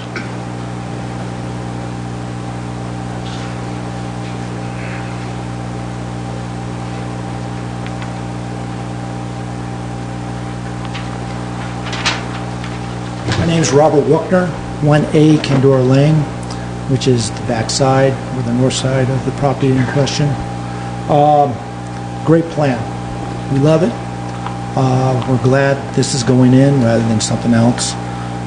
Do have a couple comments though. One is the developer going to put a fence on the back side of our property, such as a split rail or anything, just to mix it up a little.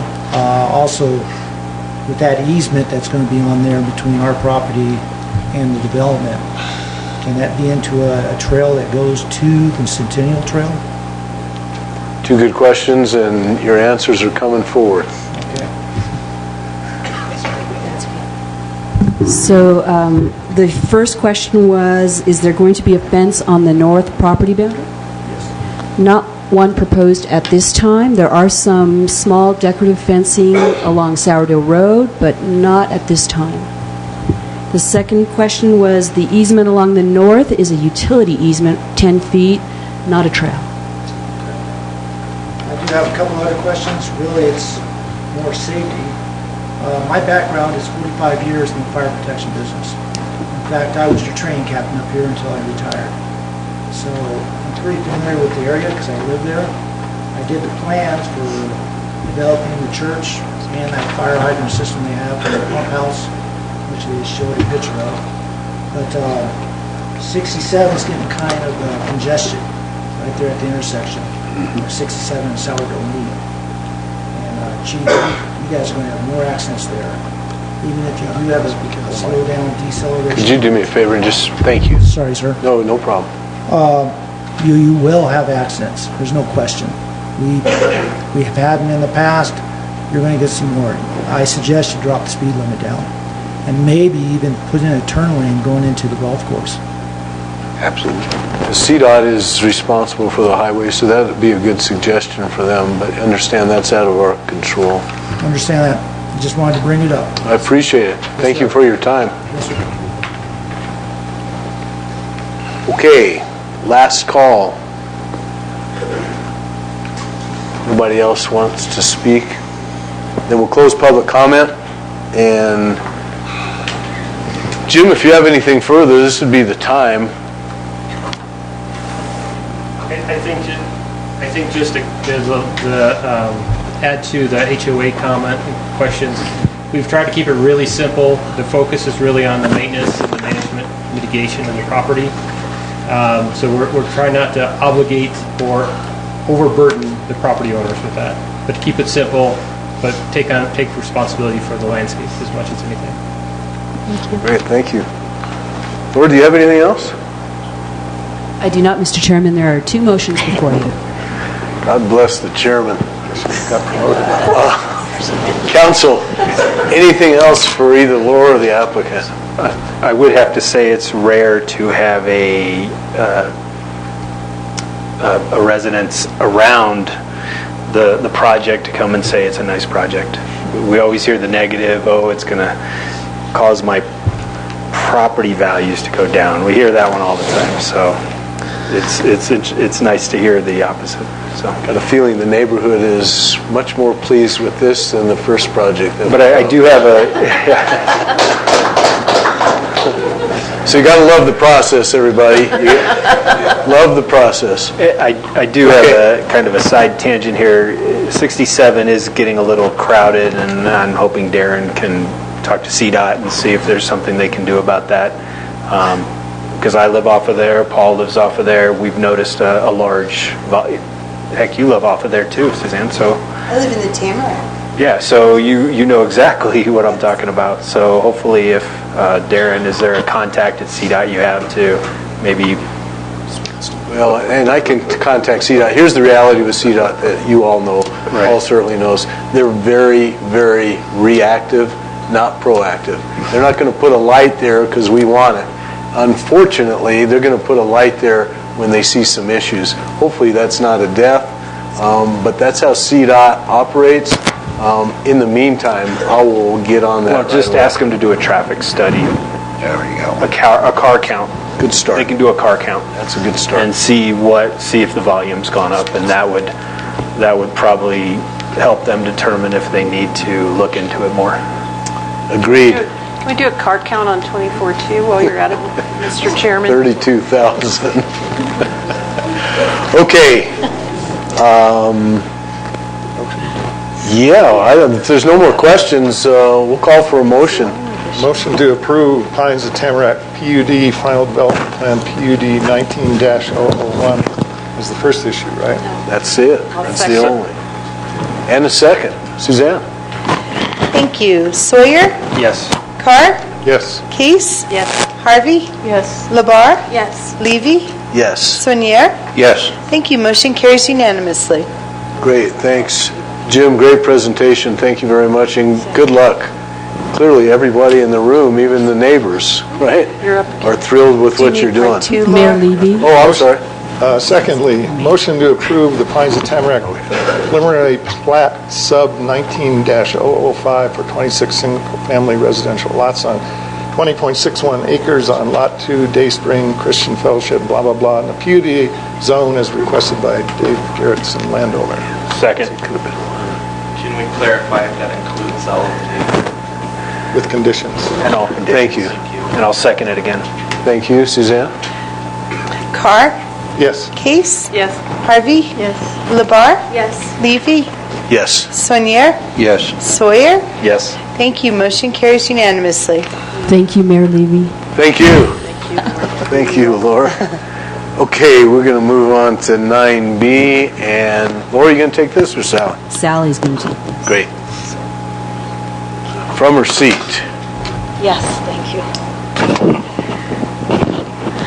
So our next project is a final plat. This property was preliminary platted in 2005. So it's in its fourth filing in Stone Ridge Village, filing number 4. It's a major subdivision on 9.44 acres with 21 lots, ranging from a little over 11,000 square feet to 20,000 square feet. Has 3 new roadway sections: Robert Ranch Road, Millstone Lane, and Ridgestone Drive. This is also in a PUD district. And there are 2 motions with this one as well this evening, because it has an associated subdivision development agreement, which is for the reseeding of the disturbed area.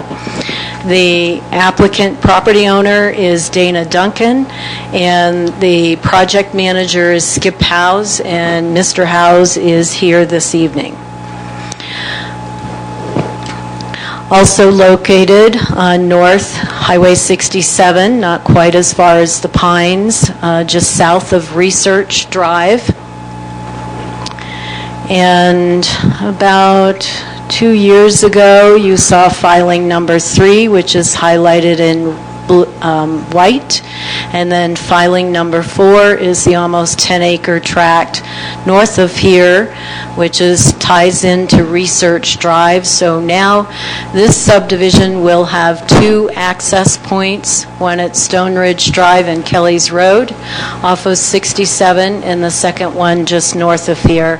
That will serve about 120 single-family homes at this point. Here's the zoning map. Filing number 4 is highlighted in yellow. And you can see that it abuts Roberts Ranch and the Fairway Pines area, and then connects with filing 3, which connects over to Kelly's Road. This is the preliminary plat from 2005, and so this was part of a 200-acre preliminary plat that was annexed into the city in the early 2000s. And zooming in, the final plat is slightly different from this preliminary plat. Roberts Ranch Road is now a more straightened out, less curved.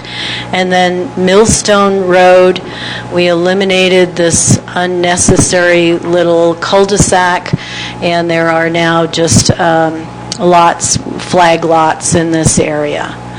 And then this is Ridgestone Drive, and Ridgestone Drive will eventually connect all the way through to Meadowood Park.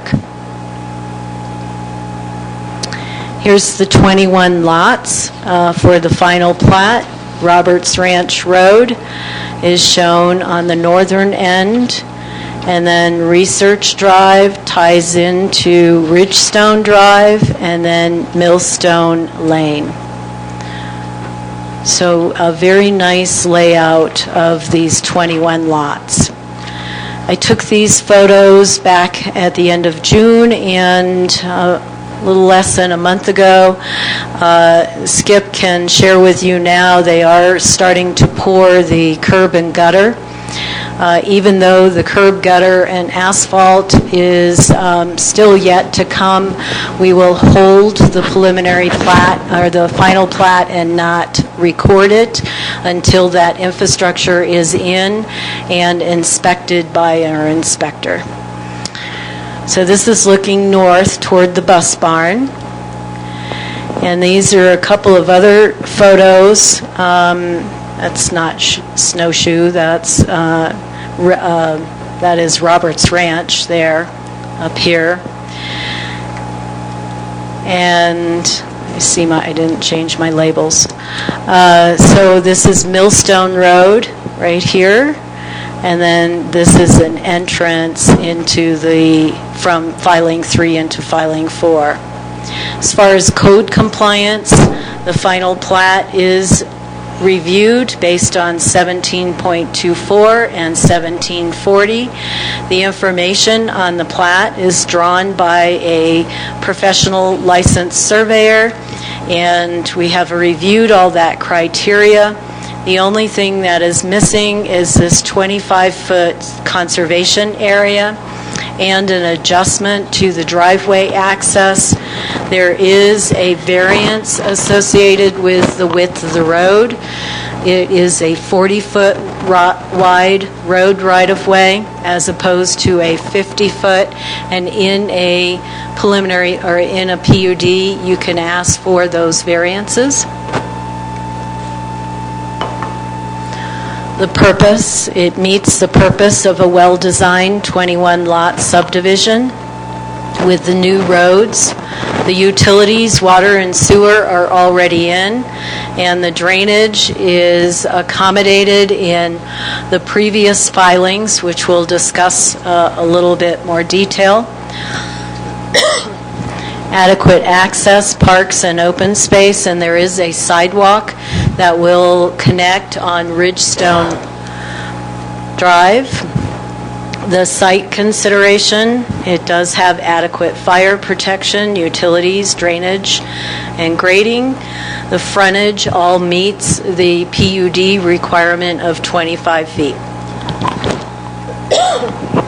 As far as easements are concerned, only the 25-foot conservation area needs to be added in Roberts Ranch driveway.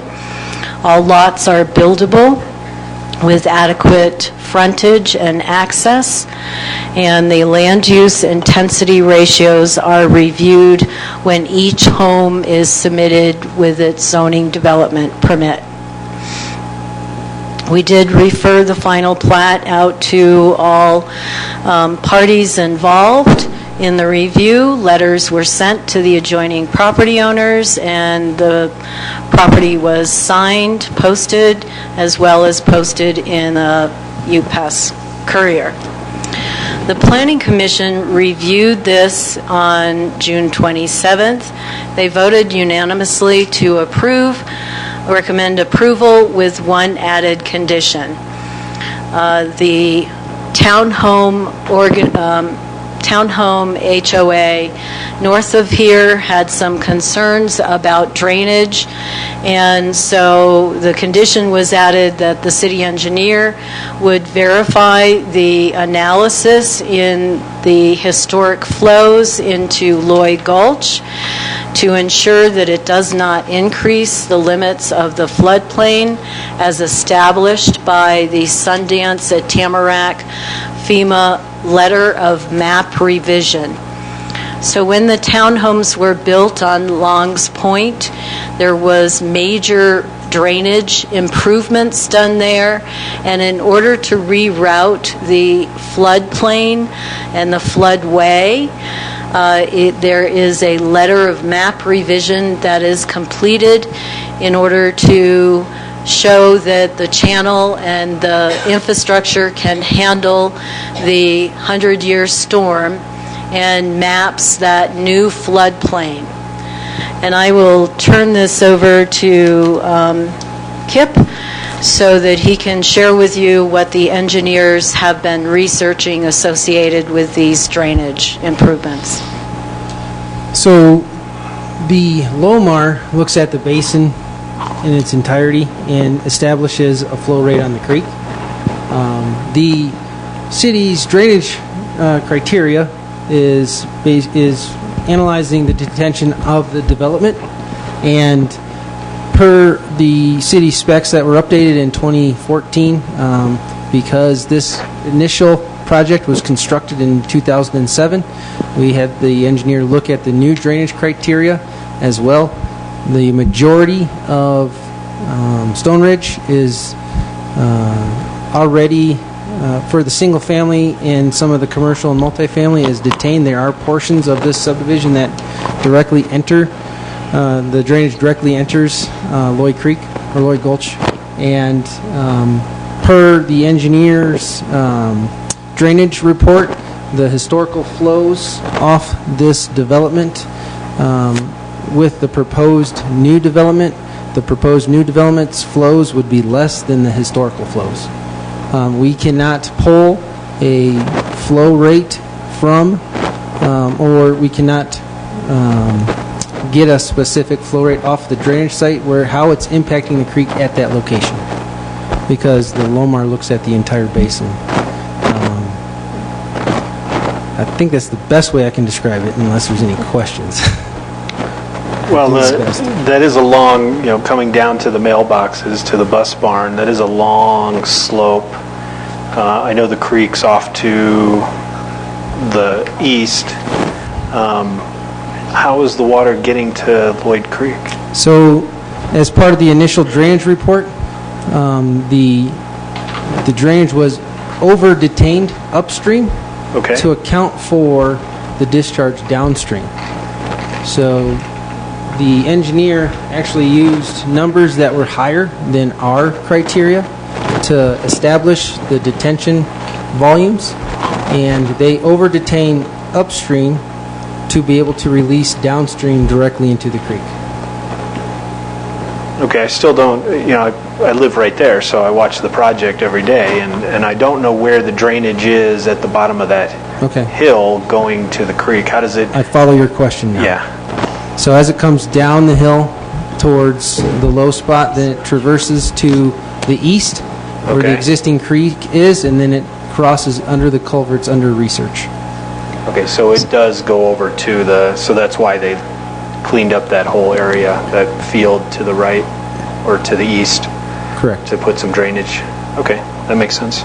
So right next to research, from this low spot, there's a storm drain that ties into Loy Gulch just below the detention pond that sits over here. Right. And again, the detention pond is oversized so that it over-detains to accommodate this 10 acres. However, Go ahead, Paul. I'm sorry, I didn't. What about the drop of the water into Little Gulch there? What provisions are made for erosion? riprap to armor it, that's basically about it. It's in the plans. So this isn't just guessing, this is part of the plan. Yes. There's a drop fault down into the creek. Correct. Okay, thank you. Council, let me just interrupt for a second. It's 9 o'clock. This last item on the agenda. Would you like to take a break or would you like to finish? I'm good. Everybody's good.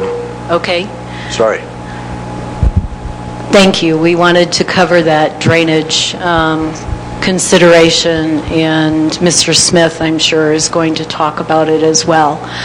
So there are two motions. I won't read these, but the first will deal with the approval of the subdivision development agreement with an irrevocable letter of credit in the amount of a little over $3,000. This is to cover the reseeding, and so the plat will not be recorded until after all the street improvements, sidewalks, curb and gutters are done and inspected by our inspector. Motion 2 is to approve the final plat with a few conditions allowing for the variance in the 40-foot road right-of-way. The final plat does need a few notes and corrections. I've already mentioned the 25-foot conservation area. Also modifying the driveway into the Davis property at the end of Roberts Ranch Road. Minor other issues. They are going to have an island at the entrance.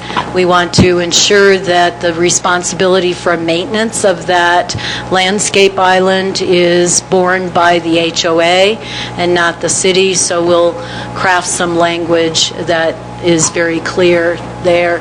Oops. And then there is a requirement to pay water development fees in the amount of $1,200 per lot, or a total of $25,200. And the Stone Ridge Village is not subject to water rights fees. The developer is also required to provide an insurance policy within 60 days of today. Should this be approved, in the amount of $24,000 an acre on almost 2 acres, and then also provide the final copy of the covenants. They do have original covenants for this subdivision, and there are just a few modifications, and have those recorded simultaneously with the final plat. So with that, Skip Howes is here to answer questions or present on behalf of the owner. I still have one question about the drainage. Go right ahead. Thank you, Mr. Mayor. This is measured analysis or theoretical analysis? Theoretical. Well, the Lomar, I don't know how to answer that, to be honest with you. I did a crash course in stormwater a little bit today, and because Ben has already reviewed this and accepted it and is not here tonight, so. I mean, it has to be theoretical because it hasn't been built, but I was curious about your baselines. So some of your baselines maybe is measured. So the reason I think it's theoretical is we don't have a bunch of rain gauges up here to be able to dictate what our drainage criteria is in those rainfall amounts. I don't know how FEMA does their LOMARs. It's a different methodology than what a lot of other folks use. I'd just like for Sally or Kip or someone to clarify to me and explain to me why the water rights fees are not applicable in Stone Ridge, please. Oh, great question. Right there, I forget the year, but there are 3 subdivisions within city limits that, when they annexed in, they provided water. Okay, I remember. Thank you. I mean, if any of the other council wants more explanation, I do remember them. Yeah, there used to be a developer water, it was fairly convoluted, difficult to administer, so we changed those 3, and these were based on their annexation agreements, so now we just collect a fee, and they did convey the wells that were on these property to the cities also. Developer produced water, they would bring water to the table. Can I ask in you a lieu of question? paying the fees. Can I ask you a question? Go ahead, Paul. The $24,000 for street improvements, what is that for? That is actually an insurance policy.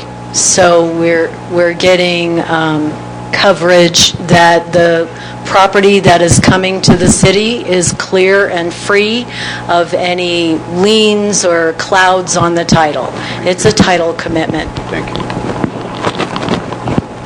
Anyone else before we hear from the applicant?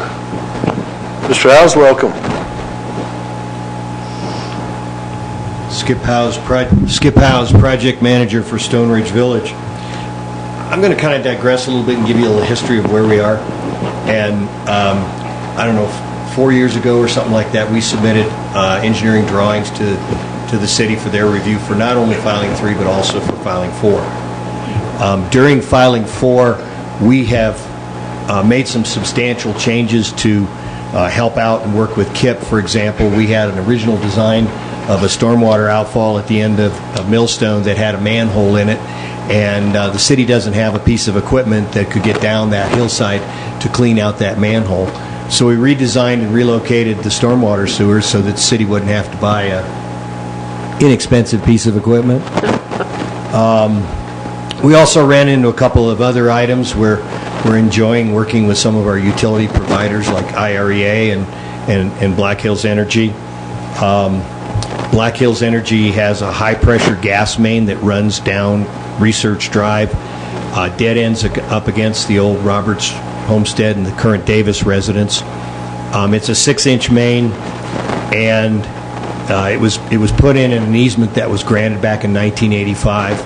And we went to them and the Roberts Ranch Road, and we decided to name it after the family, so what the heck. Came in and curved over, and we were originally going to provide the current residents an access off of that, kind of to the north of the existing gas substation or pressure reducing station. We asked the gas company what it would cost if we could move that or drop that, because it's 3 feet below the existing road that went to the Roberts house, the Davis place, and their answer was basically no. So we had to redesign the whole road, and we had to reset the grades to get close to the city grade requirement for a driveway accessing the road, plus or minus 6%, and not be able to cut on that gas line easement. So we actually installed a fire hydrant on Roberts Ranch Road 3 times. So our guys are really good at installing fire hydrants. That road is where it is right now. Now you ask, why are we going to a 40-foot easement or a 40-foot right-of-way for the road? About a year ago, IREA and Black Hills came in, and even though the city engineering standard shows the gas and electric and low-volt stuff in the road right-of-way, both of those utilities say, we will not go in the city road right-of-way. We don't want to be responsible that if the city decides to improve the road or widen it, that we would have to come in at our expense and relocate those utilities. and the city was not willing to sign an agreement that said, okay, we'll do it for you. So what we did was, to get to the same 60 feet in essence, the road right-of-way is 40 feet plus 10-foot easements either side, so we have 60 feet. And the good news about that is we also cut it down by 10 feet, so we're not clear-cutting another 10 feet of trees down the middle of the... So that gives you a little bit of a history of why this is a 40-foot. Ridgestone and Stone Ridge Drive will continue through, and Ridgestone, as Sally said, will go from research all the way and dead end in our project at the north boundary of Meadow Park. That will continue to be a 50-foot road right-of-way. And Stone Ridge Drive going from Kelly's will tie in to Eagle Pines in our next phase, and that will be a 50-foot road right-of-way as well. So those cross main streets. The neighborhood streets that continue through the rest of it will default to this 40-foot with the 10-foot easements. So the 50 feet plus 10-foot either side for REA and gas, it will continue from that perspective. Our intention was to, after having to make all these changes, our intentions were to be here before you with curb and gutter in place and asphalt put in place. Yesterday they poured about 150 feet of asphalt, or of curb. We had an issue with the alignment of the curb and the computer that runs the paving machine or the curbing machine. And I reviewed that with Phil Piles this morning. We walked it, and I said, I'm not happy with it. Phil agreed. We're taking out about 200 feet of curb, and it's being piled up as potential riprap, and they're repouring it tomorrow. Our goal is to be through with our curb and gutter. Please join me with crossing fingers. By next Friday, because I have Martin Marietta scheduled to come in and start trim grading the road to the 3% crown that the city requires next Wednesday. Our plan would be, and if you guys could go out and do your Please Don't Rain dance for about 10 days, I'd appreciate that as well. Then I'll shut off the water, okay? So what we want to do is, within the next 2 weeks, get it blacked so that we can control the drainage. And to answer your question, the drainage from Research into Loy Gulch is underground. There is no surface drainage, and it already is in place, and there's already riprap and that kind of stuff as it flows into Loy Gulch. So we're a little bit behind, but we want to do it right and do it well. So that's kind of where we are. Our street signs are made.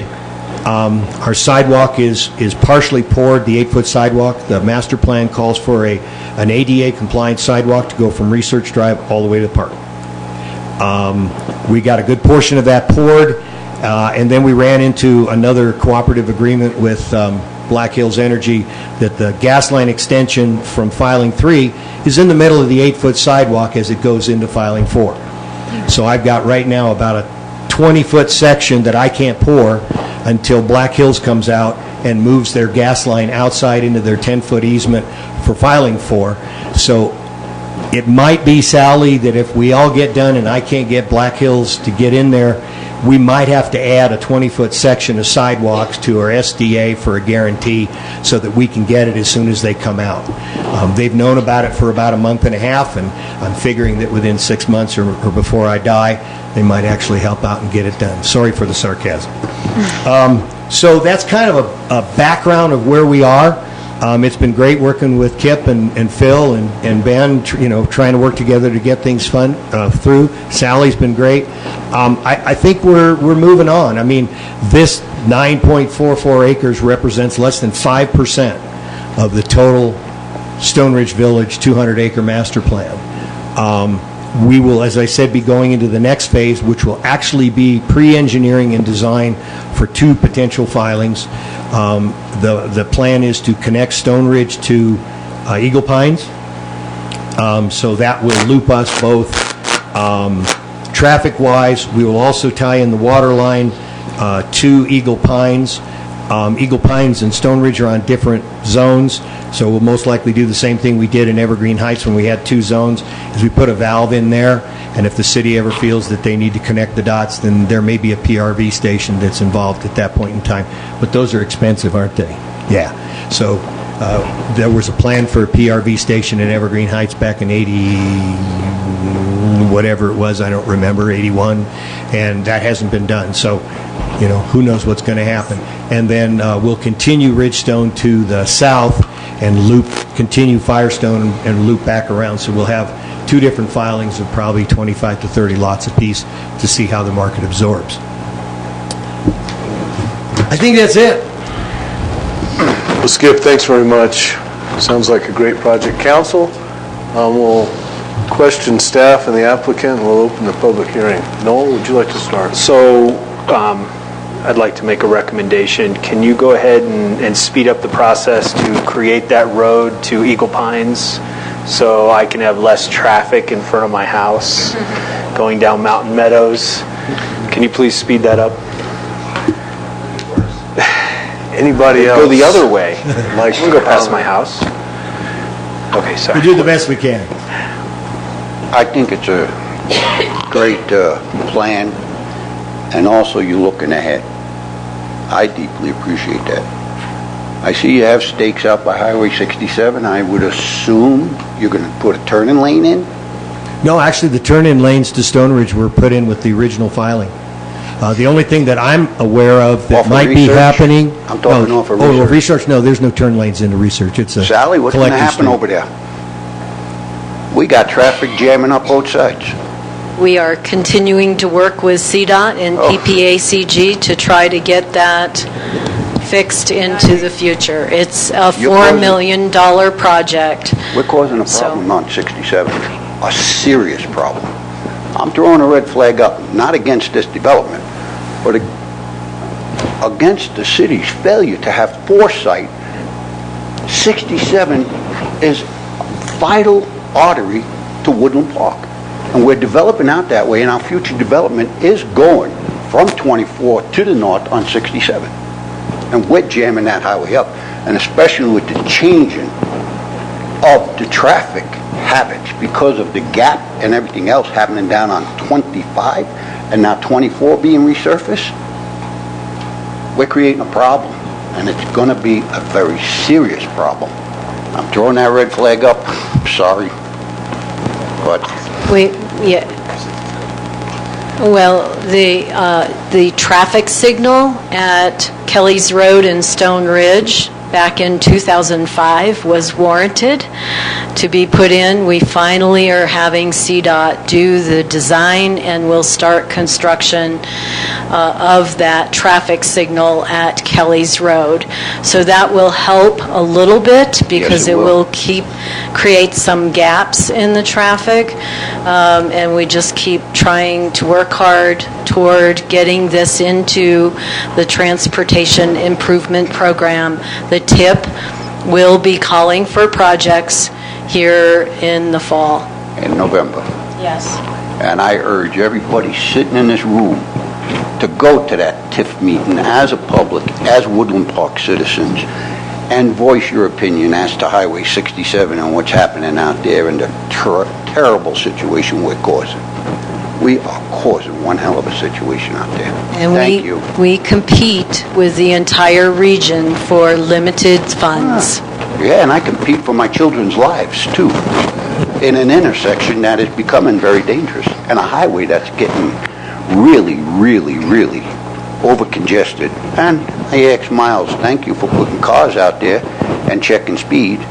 I would highly, highly ask you to increase that and calm that traffic down out there, because it's not calm. It's not calm at all. And I travel that road every day, multiple times a day, and obviously I see it as a danger, and it is a danger. Mr. Mayor, just a comment for the benefit of council that may not have been around back in 2006 or 7. We got $85,000 from Stone Ridge Village in the pot to put that light in. And I deeply appreciate that, and I do know that, and that's part of my compliment to you and Dana Duncan as a developer, with your foresight and looking forward and trying to be a good contractor, which you are, in the community, and doing proper development, and taking into consideration everything that goes into constructing a subdivision and being part of a city and creating. That gas line was no simple operation.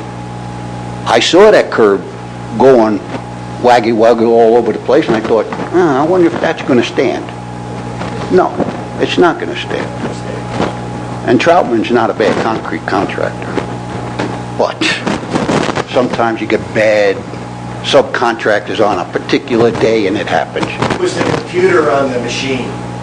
Understandable. I think it's supposed to speak in Chinese when it should have been doing It could very well be, but I deeply appreciate Dana Duncan as a contractor in Woodland Park and the foresight that goes into the Stone Ridge and other developments that he's involved with and how he's cooperated with the community and the city. I have no complaints whatsoever. I have a problem with the foresight of a city that is growing and congestion of a highway with subdivisions going off of it left and right and a increase of population on that road. That's all. But I know it's a situation. I will drive carefully, and I'll tell my people to drive carefully too. It is a problem. Council, anybody else want to weigh in before we open public comment?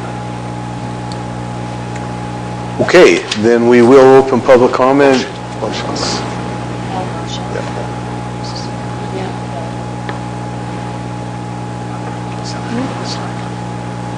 You got the motions in front of you. She's got a huge. Oh, okay. Okay, Brooke Smith.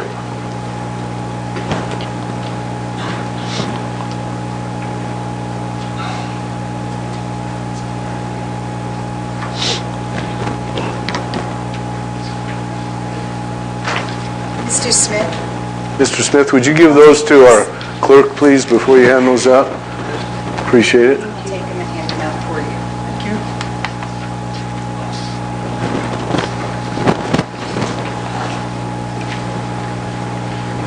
Thank you. I'm Brooke Smith. I live at 1324 Longs Point, which is in Sundance at Shining Mountain subdivision, just north of where this development is going in. The map that passed out to you in purple shows the main streets, Highway 67 on the right-hand side to Research, up to Longs Point, which I would put an X where my house is approximately. This is the Lomar map that Sally mentioned earlier, and you can see that the houses in our subdivision are between Longs Point and the floodplain area to the west.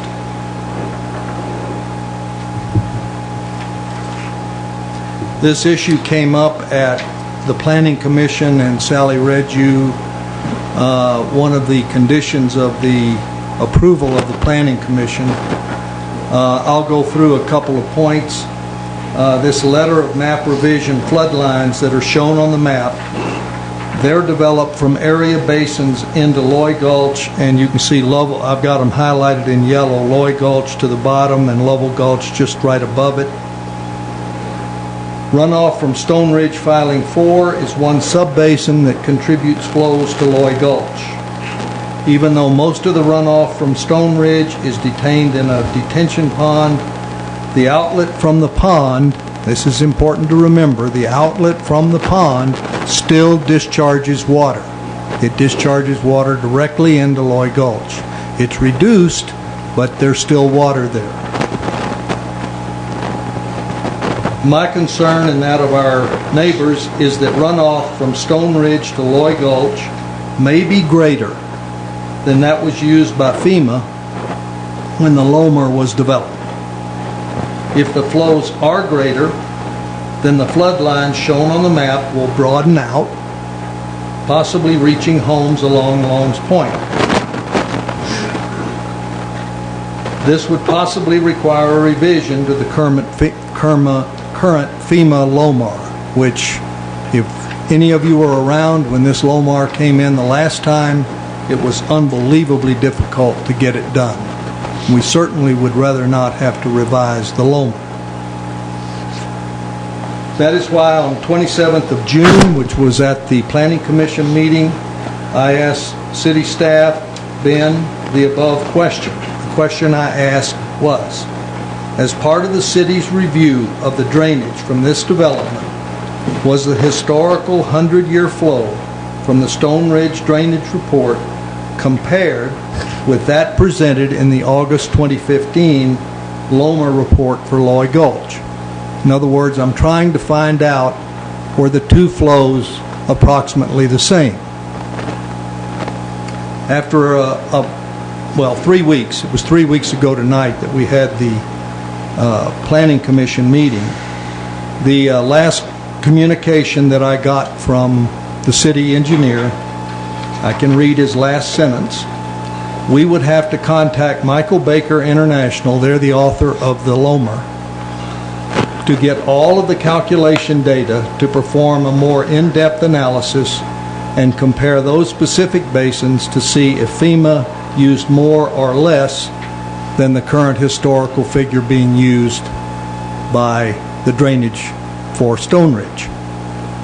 So I would disagree somewhat with what Kip said earlier, that the flows are less. I don't believe we know they're less at this point. So what I would like, we had a little meeting this morning to discuss this, what I would like is to see these numbers, some kind of an assurance to those of us who live downstream that we're not going to see an increase in the flood lines. To me, the only way I know to do that is to get some kind of a comparison of the numbers. That's all I'm asking for. It's been 3 weeks. I've asked the city. I did not get it. So I guess at this point, I would leave it up to council as to what you all want to do, but those of us that live on Long's Point are concerned. Thank you. Thank you, sir. Kelly? I just would like to clarify. So the directional flow of Loy Gulch from this subdivision is not towards 67? No. It goes the other direction? Okay, thank you. Okay, thank you.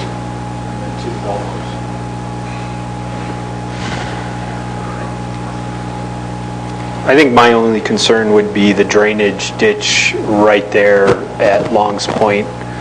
I know several years ago we had the 100-year flood, I guess, and a couple of the bricks started to fall into the gulch right there. Yeah, I can amplify on that a little bit. That storm was in August of 2013. We had just moved into that area. Bill Allspaw was the city engineer at that time. He told me that he came out during the peak of the storm to look at the main culvert that goes under Long's Point, and he assessed that he thought it was a 100-year storm. Now, that's his term. I don't know. But what that storm did to our retaining wall was unbelievable. It was a concrete retaining wall with the stacked blocks. It undermined it and tore it out, and it cost our HOA over $11,000 to get that fixed, because it all belongs to our subdivision. So that was certainly a major problem for us, as we only had 8 residents there at the time. So that came out of our pockets because the HOA had virtually no funding. So as you can see, we're a little skittish about water that is coming into our area. Thanks. Thank you, sir. Anybody else for Brooke? Okay.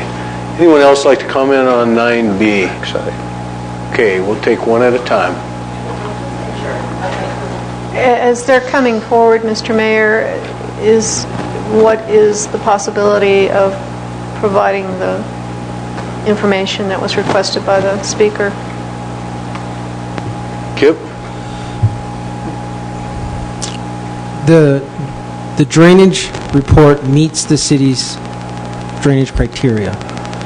To try to evaluate what the flow is, they already evaluated what the historical flow is off of that area. What the engineer has proposed that the discharge flow less than historical by over-detaining.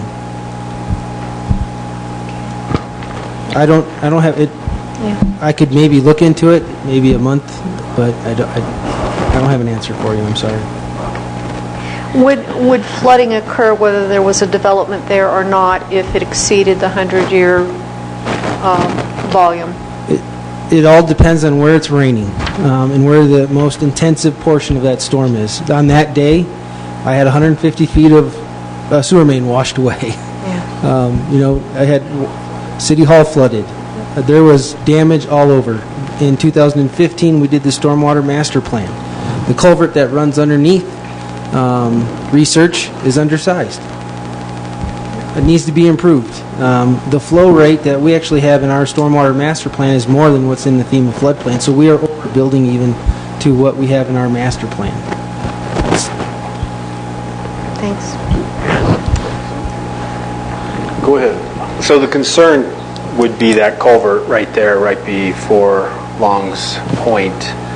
And I don't know how the HOA would feel, but would the city be able to take over that, or how would that work where maybe 100 feet into Long's Point Drive, that would be city-owned, and then the city would own that culvert, and then the concern would go away because then the HOA wouldn't be responsible for any damage done. I don't see how the water flowing out to the golf course is going to affect those. So it's not the culvert that's the issue. I completely understand where Mr. Smith is coming from, because if there's more flow entering the creek, the floodplain would rise, therefore compromising his house or requiring him to have flood insurance because he's in a floodplain if the loam are changed. That's his concern. It would have to be a serious flood to reach the... We have serious floods around here. Yeah, I mean, I live there. I see it. I see those, and it's every day, every time we have a major storm, my son and I go and look for the water flows, and I will gladly give you a shovel and you can go help clear inlets. Sure.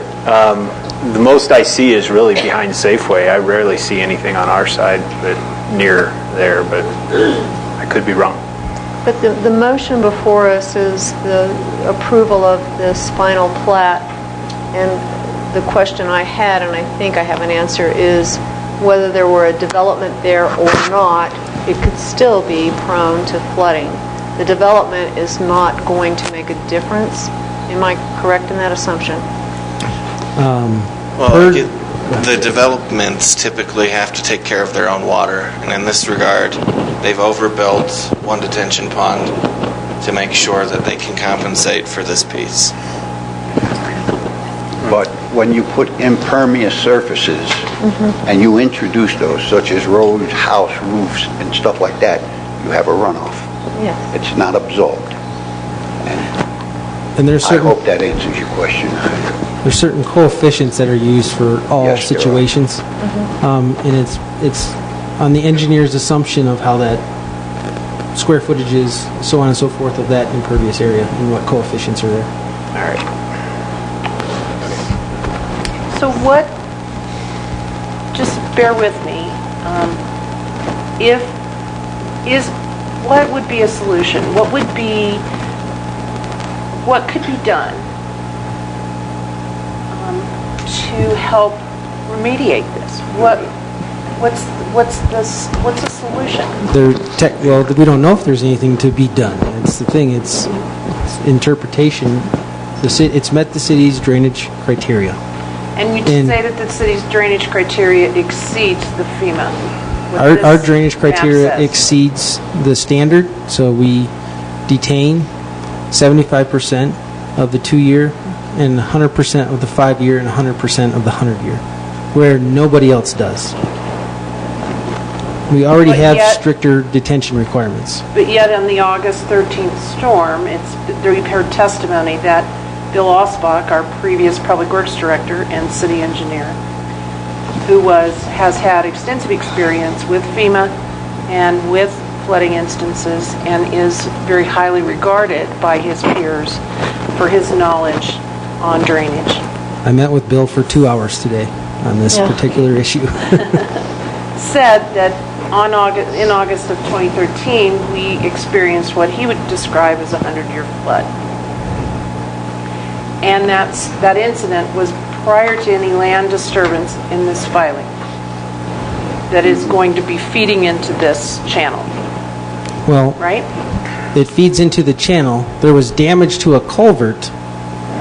That doesn't say it changes the floodplain. So the damage to the culvert was a contributor to the damage that the Smiths experienced in the retaining wall behind their home. The damage to the culvert could have been because the intensity qualified it as a 100-year storm, not necessarily the duration of what qualifies as a 100-year storm. If you get those little microcells that just dump in one location a large amount of rain, that intensity, Yes. then that can happen anywhere. Yes. Was that, I'm sorry, I'm done. And we can't necessarily always design to address that.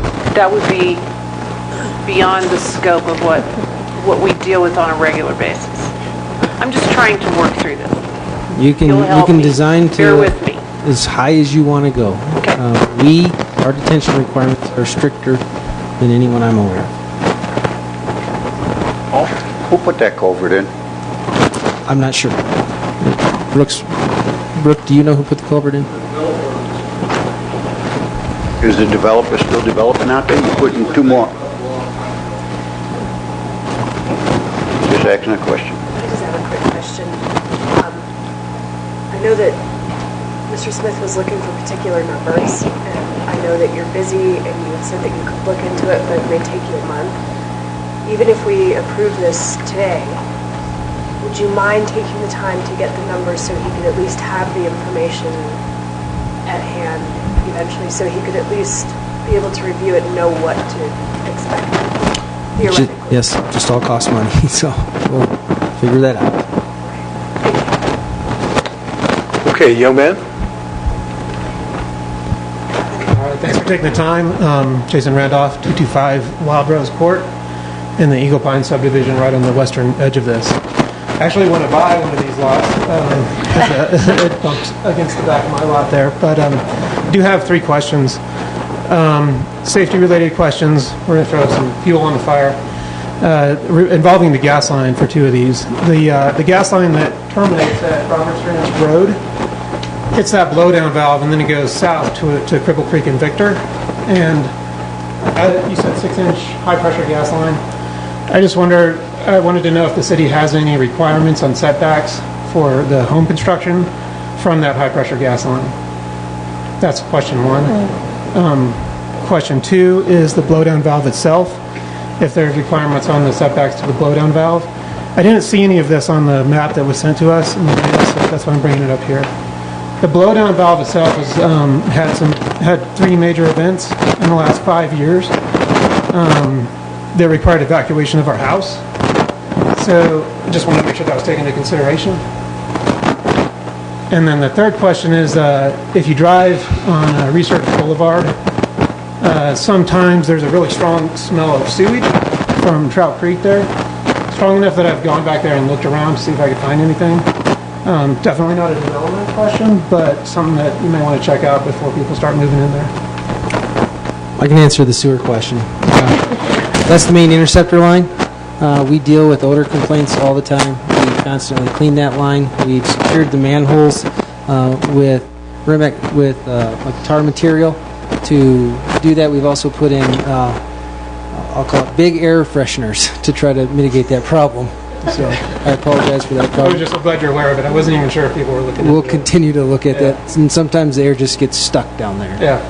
It's semi-frequent, but yeah, I'm glad you're looking at it. That's all I have. The other two questions. Skip? Can you show me, Skip, where the valve is? The blowdown valve? I don't know where the blowdown valve is, but if you go to the gas line runs north along the north-south boundary, and when it gets down to the corner point, It actually cuts across and travels along the old Hall Road or early constructed road that goes all the way to the park. That's going to be the extension of Bridgestone. And we've surveyed that line in, and the deal the gas company had with it is the easement they got, and I'm hoping you can hear me and I'm close enough, was that we can't cut that grade. And their pipe's 3 feet down. So everything is being designed as we go forward around that gas line. And that gas line is within a easement, which we do not allow for any construction. Right. Within the easement, and these are all rear lot lines, so... It would be that 25-foot conservation easement. Yes. So they can't build within 25 feet of that back property line. That answer your question? I think, His question. Jason, it's well away from any of that construction. Are you good with those answers, Mr. Randolph? I'm not an engineer on gas lines. I just know that there's a lot of gas in that line. I live next to it. It makes me nervous. So I don't know if there's any city ordinance in particular about gas line setbacks. I know there's conservation easements, but if you do an internet research on that, there's all kinds of different answers you'll find. That's something we can inquire with Black Hills. They're the experts on the gas. We can always inquire what they think is a safe distance. Thank you very much, sir. Thank you. Young lady.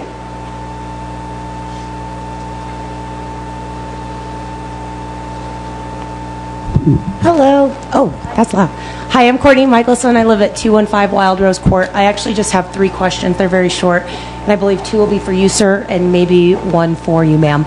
My first question is in terms of the 25 conservation area. Will that back up to our property line? Because we live actually on the very west end of that property line. Will you guys end up developing into the easement, or will it stay with the Ponderosa Pines as is? Sally, please.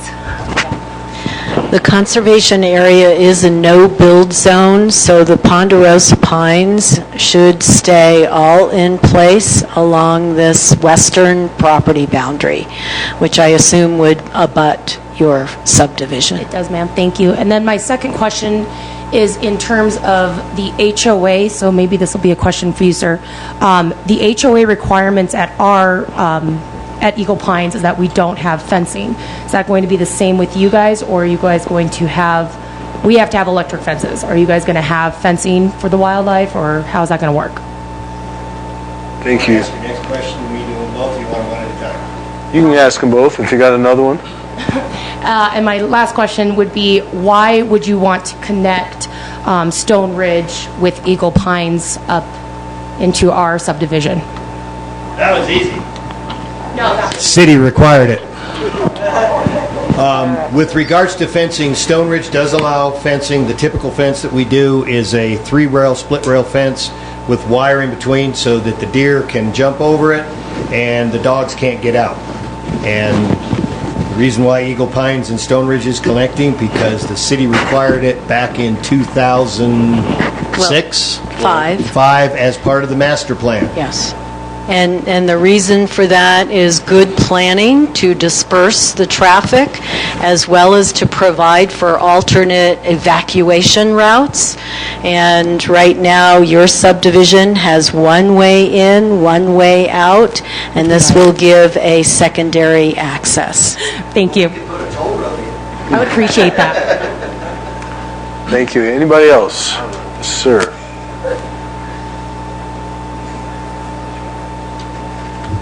Thank you. Austin Webb from also 215 Wild Rose Court. For the city, is there a restriction on design of these neighborhoods? Because this neighborhood, the last topic that we discovered had 26 houses going on 20 acres. This has 21 houses going on 9.5 acres. Not even 9.5. These are quarter-acre lots. Is that acceptable to the city? I mean, it goes in hand with the earlier question about these tiny homes. Are we making a trailer park, or what are we creating here? Yeah. Hey, go ahead. This is just going to get super congested. We'll answer your question, sir. You can go ahead and have a seat. Thank you. Yeah, the preliminary plat and the master plan that was approved in the early 2000s was based on 2 units per gross acre. There is 200 acres entirely. There's 70 acres that is open space and parkland as part of this.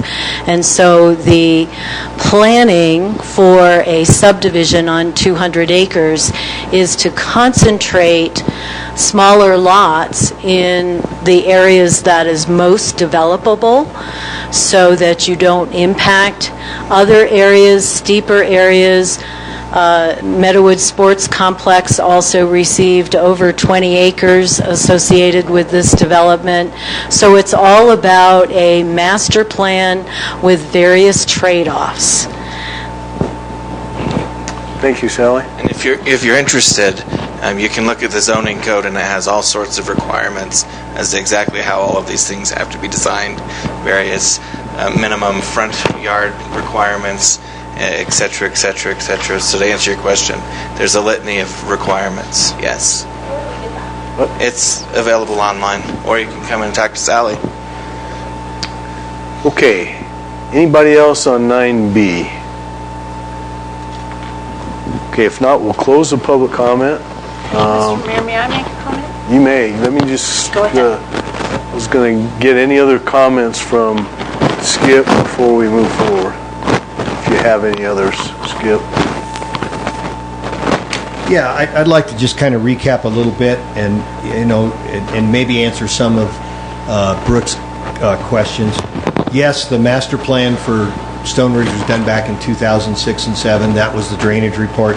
The LOMAR came out in 2015. I don't know whether LOMAR looks at any of the drainage reports that the city has on file or whether they just, go in their own world and do their own thing. So I don't know that. The city changed their criteria in 2014, which affected filing 4, 5, 6, 7, 8, 9, 10, however many we have going.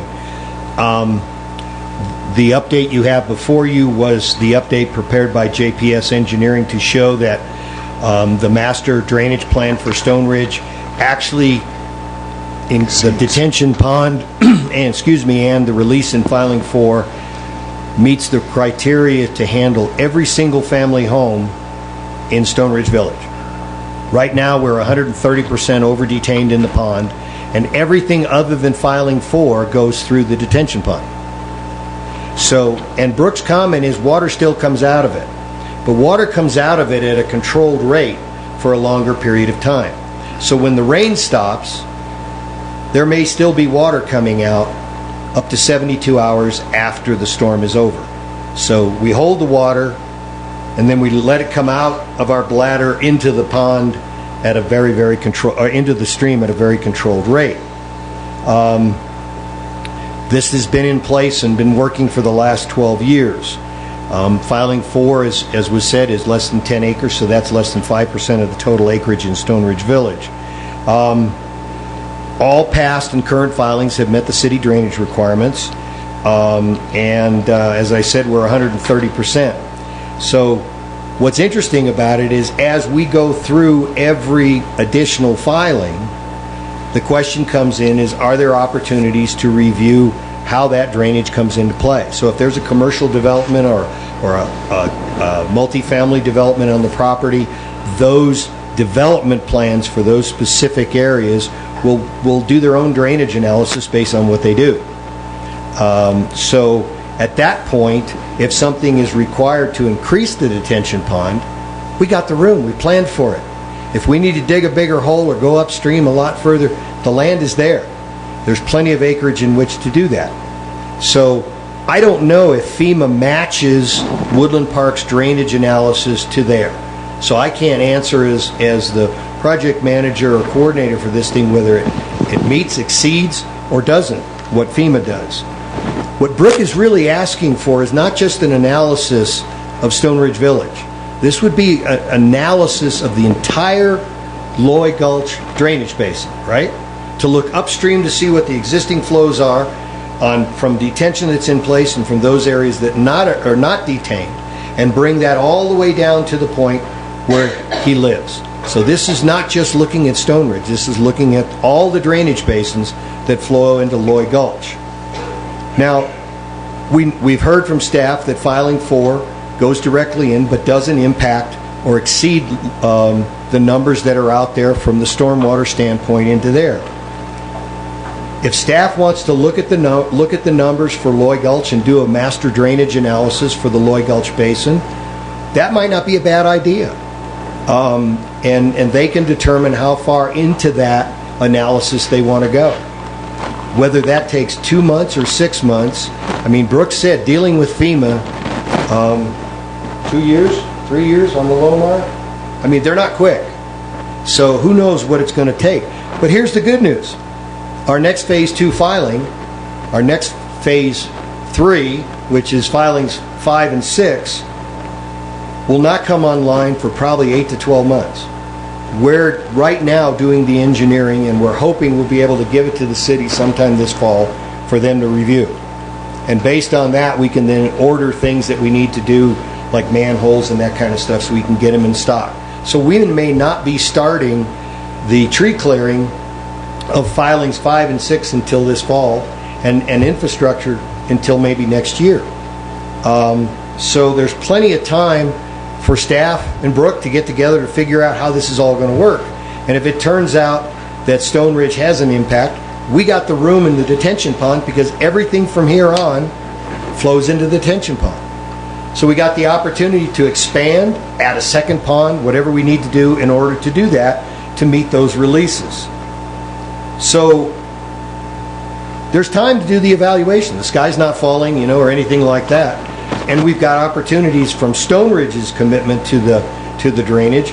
And then I know there's property to the south of us that actually flows through Stone Ridge. So when they come in to develop, I'm sure that the city's going to be looking at their drainage analysis based on what they're doing. And they already participated in sizing some of the our initial detention pond. So I think his questions are viable, and the concern of staff and you would just be, how deep do you want them to go in their analysis with FEMA to answer the question? I don't know. But we're meeting our flows. Thank you, sir. Happy to answer any other questions. Council, we're back to you. Kelly? I would just like to point out to the gentleman that mentioned the lot sizes. Those lots range from 11,000 to over 20,000 square feet. That's a quarter to a half an acre each. So they're not postage stamp lots. They're nice size lots. So I just wanted to let you know that. Thank you. Council, anything else?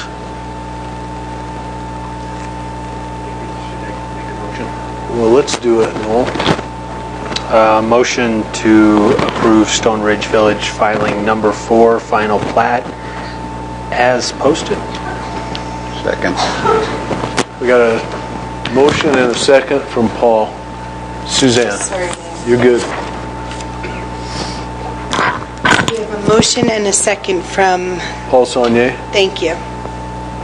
Carr? Just a quick question. This language doesn't really look the same as that language. I assume the motion to approve reflects the recommendation. I'm asking, I guess. Well, I can.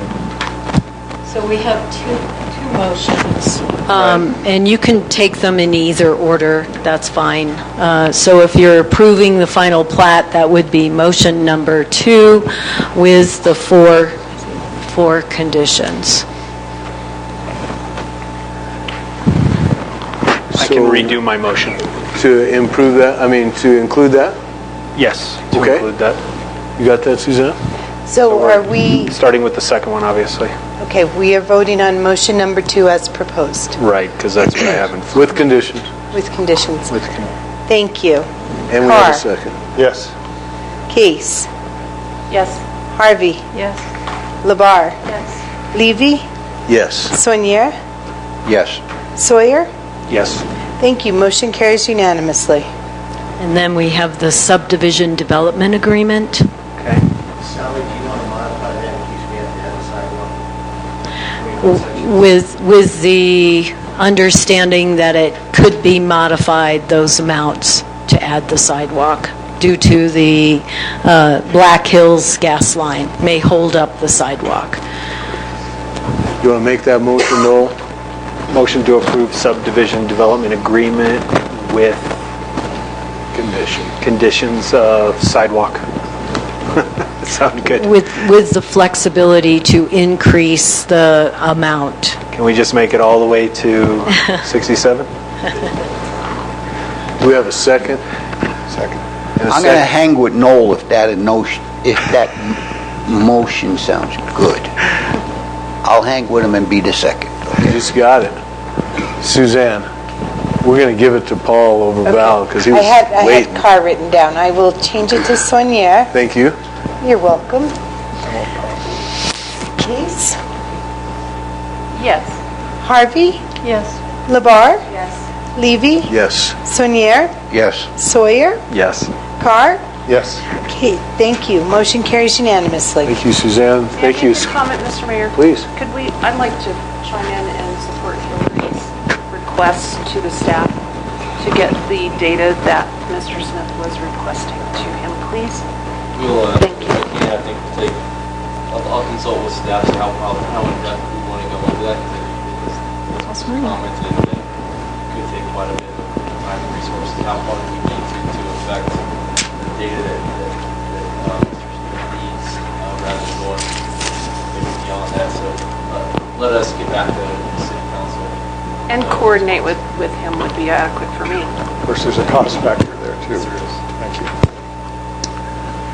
Okay. Once again, Skip, thanks. Sally, Kip, for sure, thank you. Brooke, thanks for bringing this to our attention. And we'll move forward. We covered new business. We'll move on to reports. I just have a couple of announcements. I'm going to start with one of our community members that passed away this past week, business leader and developer in town, Will Brown. And for a number of years has provided residential and commercial properties in our building and has been a big part of how Woodland Parks move forward. We don't have any information yet on funeral or any memorial service, but as soon as we do, we will let people know. Is that enough, Sally? What would you like to add, if anything? I think I will be meeting with Mr. Brown's son tomorrow morning, so I'll have a better feel as to what the family is planning shortly. That'd be great. Our hearts go out to the family, for sure. A couple of events tomorrow at the golf course, 8 o'clock, the Chamber of Commerce annual golf tournament. Also tomorrow, 8 o'clock to 1 o'clock. As always, on Friday through the summer, Woodland Park Farmers Market in Memorial Park. This Saturday, and maybe Kelly or Hillary can speak more to this, but the electronics recycling event, I guess that's pretty descriptive right there. If you have anything else to add to that. I'd be happy to, Mr. Mayor. Okay, and then just one last thing.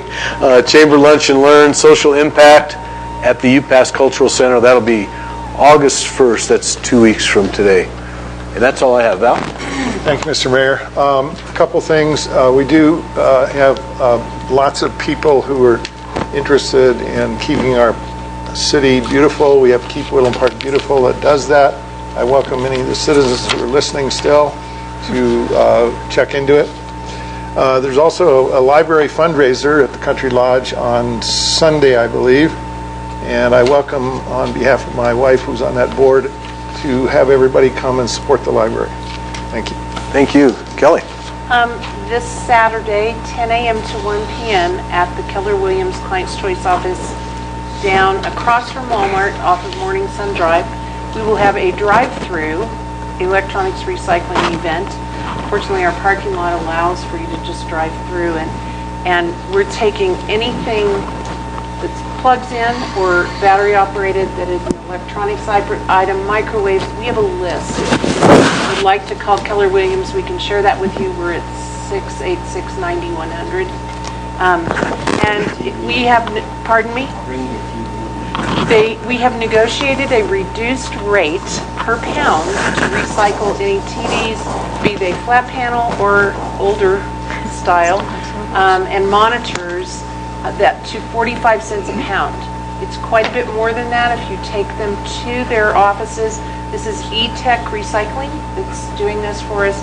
We have sponsors that are supporting this event, and this is a complimentary service to the community by all the agents at Keller Williams and a number of our sponsors. So we encourage you to come out. We'll have gift bags for the first 100 people that would like to come by and say hello. And our benefiting nonprofit is Focus on the Forest, who is a great nonprofit for this community. So I would love for you all, if you have any questions, Suzanne knows how to reach me, or you can just call our office and we can tell you what you need to know. Hope everybody comes out. Thank you. Thanks, Kelly. Carol? Two things, Mr. Mayor. First, as you know, at 5 o'clock this afternoon, we convened our first Mule Deer Management Task Force. As some will recall, a few meetings ago, we discussed a way ahead on managing a healthy herd here in the city limits, and decided that the best way to go is to encourage as much citizen input as we could and not make it a city government or a city council plan. So the task force did meet today. We have 18 members actually. A good discussion for about an hour and a half on a way ahead. And what we challenged the task force to do, split it into two areas of focus. One will be on non-lethal means to manage the herd here in town in the surrounding area, and that would include education programs, potential low-cost approaches to plant listings for folks that want to know what plants not to plant or what plants to plant. That's going to be one part of the process. The second part will challenge another group of the task force to look at potential managed hunt programs for the city. All of these will be brought together, all of these measurable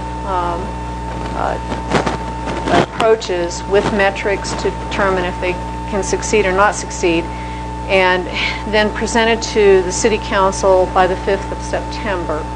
This will allow the City Council to approve the management plan in whole or in part, and then influence the budget process for 2020.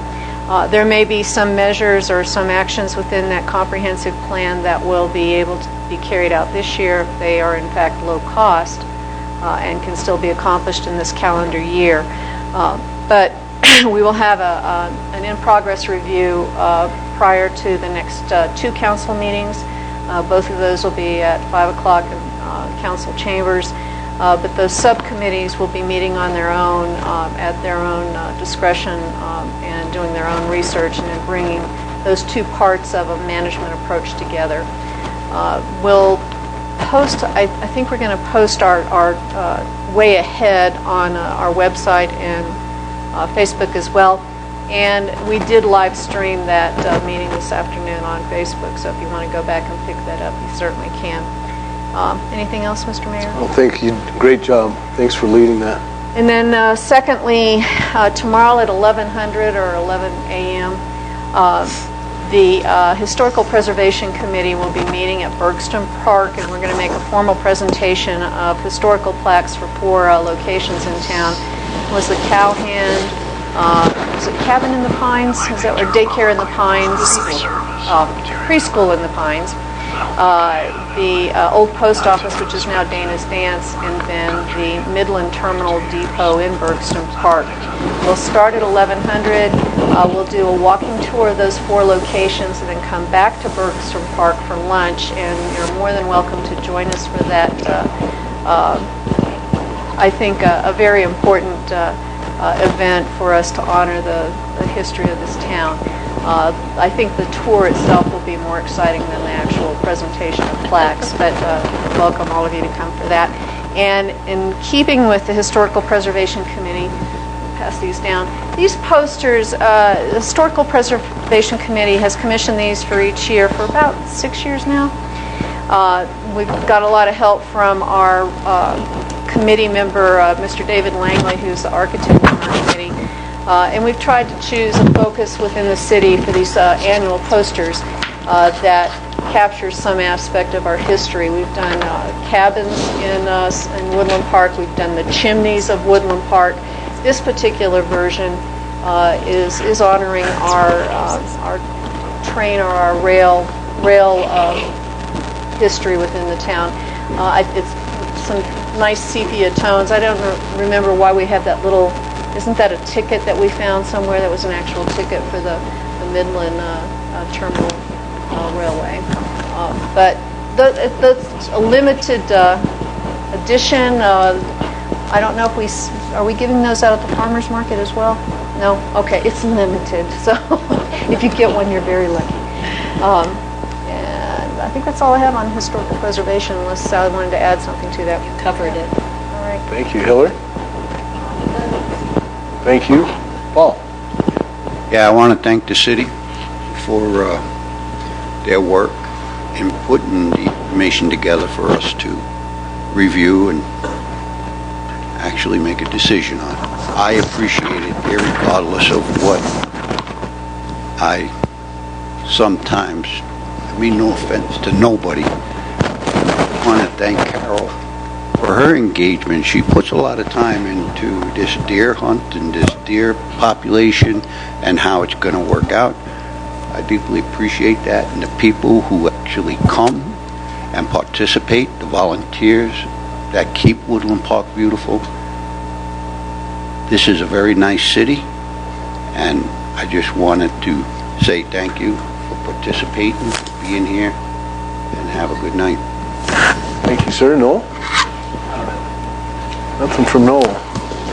Well, I thank all of you for being here tonight, and really the conversation's great, respectful, and just the way we like it. So thanks very much. We don't always get our way, but I'll hand it over. Don't worry. We don't always get our way, but you guys were great. So thank you very much. You have anything tonight, young man? Yeah, I'll just add. 4th of July here was pretty awesome. So kudos to the community. It's my first time up here for that event, and it was quite spectacular. So awesome job, Woodland Park. How was July 5th? It was also very good. That's me. Darren? Thank you, Mayor. I have a couple items I want to hand over at the end of this. I'm going to hand it over to Emily for the sales tax report. But up front, I just want to let City Council know I did, after the discussion that Mr. Good had about the Planning Commission meeting, I did attend. There had no intention of talking. I kind of got pulled into the conversation, right, Sally?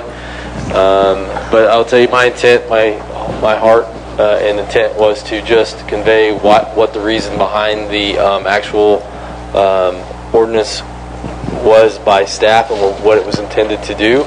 I will tell you, we had some really great compromise language that came out of that discussion with the Planning Commission. And as you know, I did send you an invitation after having the discussion with the chair and Sally for a joint meeting, work session with the Planning Commission. It's actually a three-way joint session with the City Council and DDA, just to work through that final language if City Council wants to move forward. There's some really great recommendations that came from it, and so whether it's finally approved or not, I think it's a great opportunity for DDA to be heard and have their concerns heard, and also City Council to hear some of these great recommendations that the Planning Commission had on that issue. August 8th? August 8th at 7 o'clock. And then I'm going to let Suzanne talk real quick about the way forward for the Charter Review Committee, and then I'm going to pass it off to Emily for the last staff report. Am I allowed to talk about 3 other things too? Sure, yeah. Sorry. Very quickly.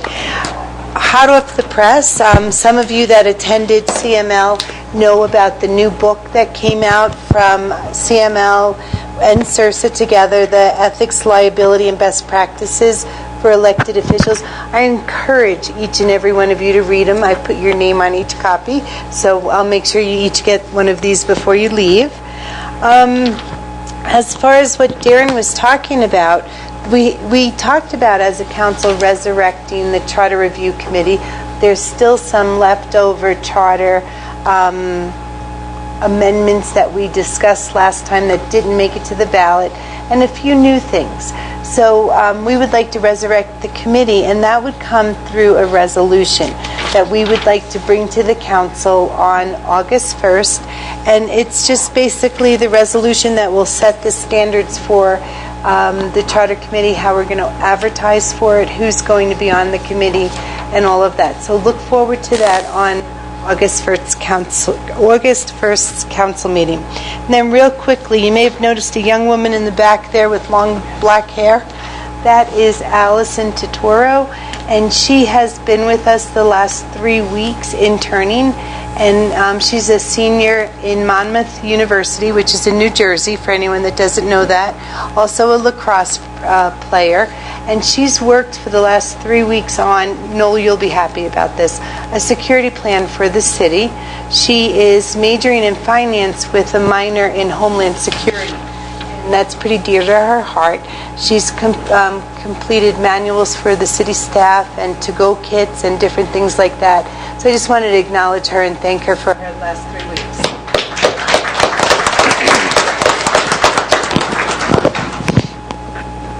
That's it. Okay. Thanks, Alex. It's my niece.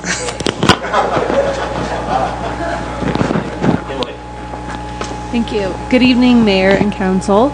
Tonight, I have the monthly sales tax reports, and so these are were included in your packet, and it is the 3% sales tax revenue, and then the lodging tax received in May for sales incurred in April, and then in June, received in June for sales incurred in May.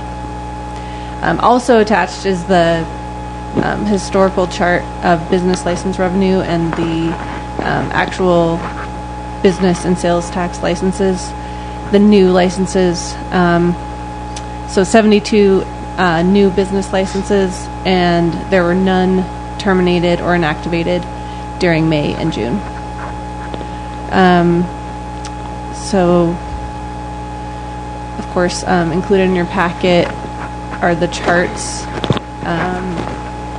I'll scroll down because this is for April. The charts with the totals are included.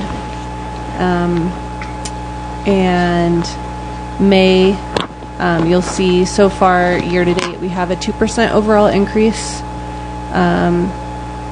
and for lodging tax 1.6% increase.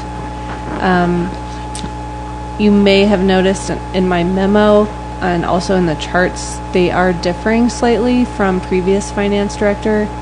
Reason being, the previous finance director, so our software is ADG for finance, so the general ledger is located on that software, and he was using a different method, and he was using something called daily receipts recap, which I noted in the memo, and instead these numbers are reflected from the general ledger. So if you have any questions, please let me know. If I could, I did spend some time with Darren and Emily today. As most of you know, I served for 17 years as the city's finance director and am very intimate with the how this is done, and supervised this function for many years, and tried to help them understand and decipher through the data and how it feeds itself through the process. So the daily receipts recap is a report that comes off the sales tax software, which is the same vendor, and it does integrate directly to the general ledger. But as always, those numbers need to be reconciled to agree both to the bank statement and to the general ledger so that you're reporting in a consistent manner. And without going through the process of trying to identify what was being done by our previous director, I just tried to give them some guidance on process and historical process so that the information is being reported consistently over time so that we can rely on those historical trends that we've always seen over all those years. Some of those charts, there's way too many years on them, but it does give us that data that helps us in projections and in managing the city's finances. So I just wanted to say that we had a good conversation today. Know that I was not involved in any hands-on work. It was merely advising on process because of my experience in the department. So that's all. Thanks, Councilmember Case. Let me add just a couple things real quick, if you don't mind, in that, the differences that you really see is that the month-to-month changes, but the bottom line of how much sales tax revenue we received was the same. But looking at how that maybe was normalized under the previous methodology and how we're doing it here, the bottom line is that we are growing a little bit slower in terms of the sales tax that we're receiving than we have in the previous year.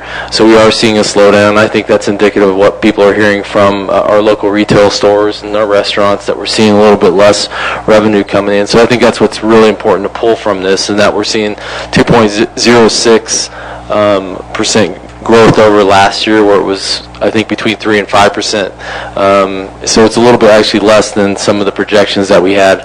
I also had Emily reach out to the assessor's office and speak with Mike Akana to look at what his projections are for the mill levy. And I'll tell you, if you want to chat about that real quick, what was given. But I think the bottom line is that's around 15 to 16%. I will tell you that we do expect the Sturman's property, obviously, to turn over to a nonprofit. That's about 1.4% of our valuation. It's a pretty significant dent in our mill levy, so you can expect a portion of that to go away.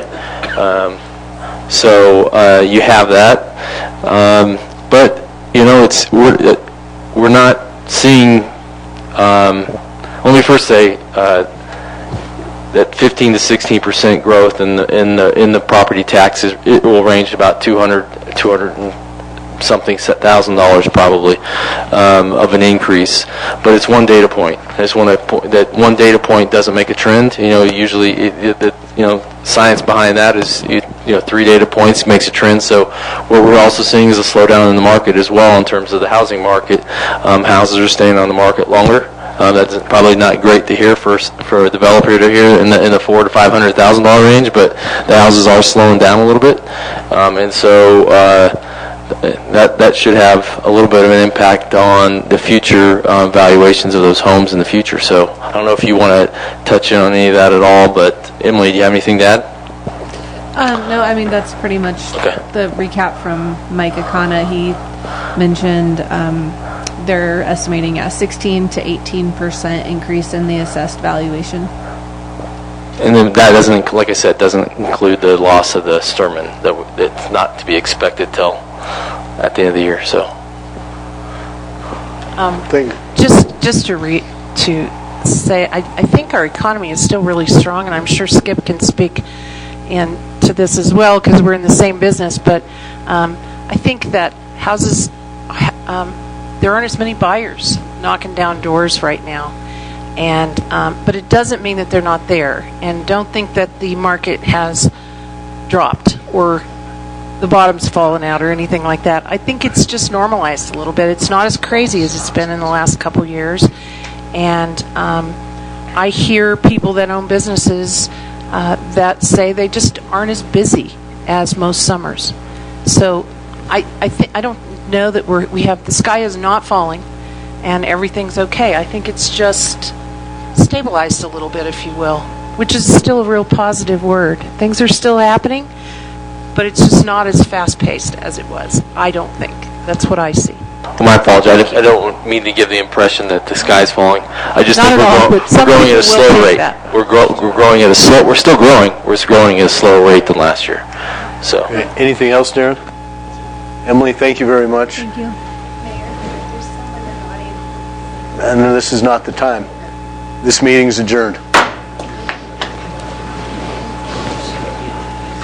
Just raise your hand any fucking time you want. Oh shit, I must have that with my microphone.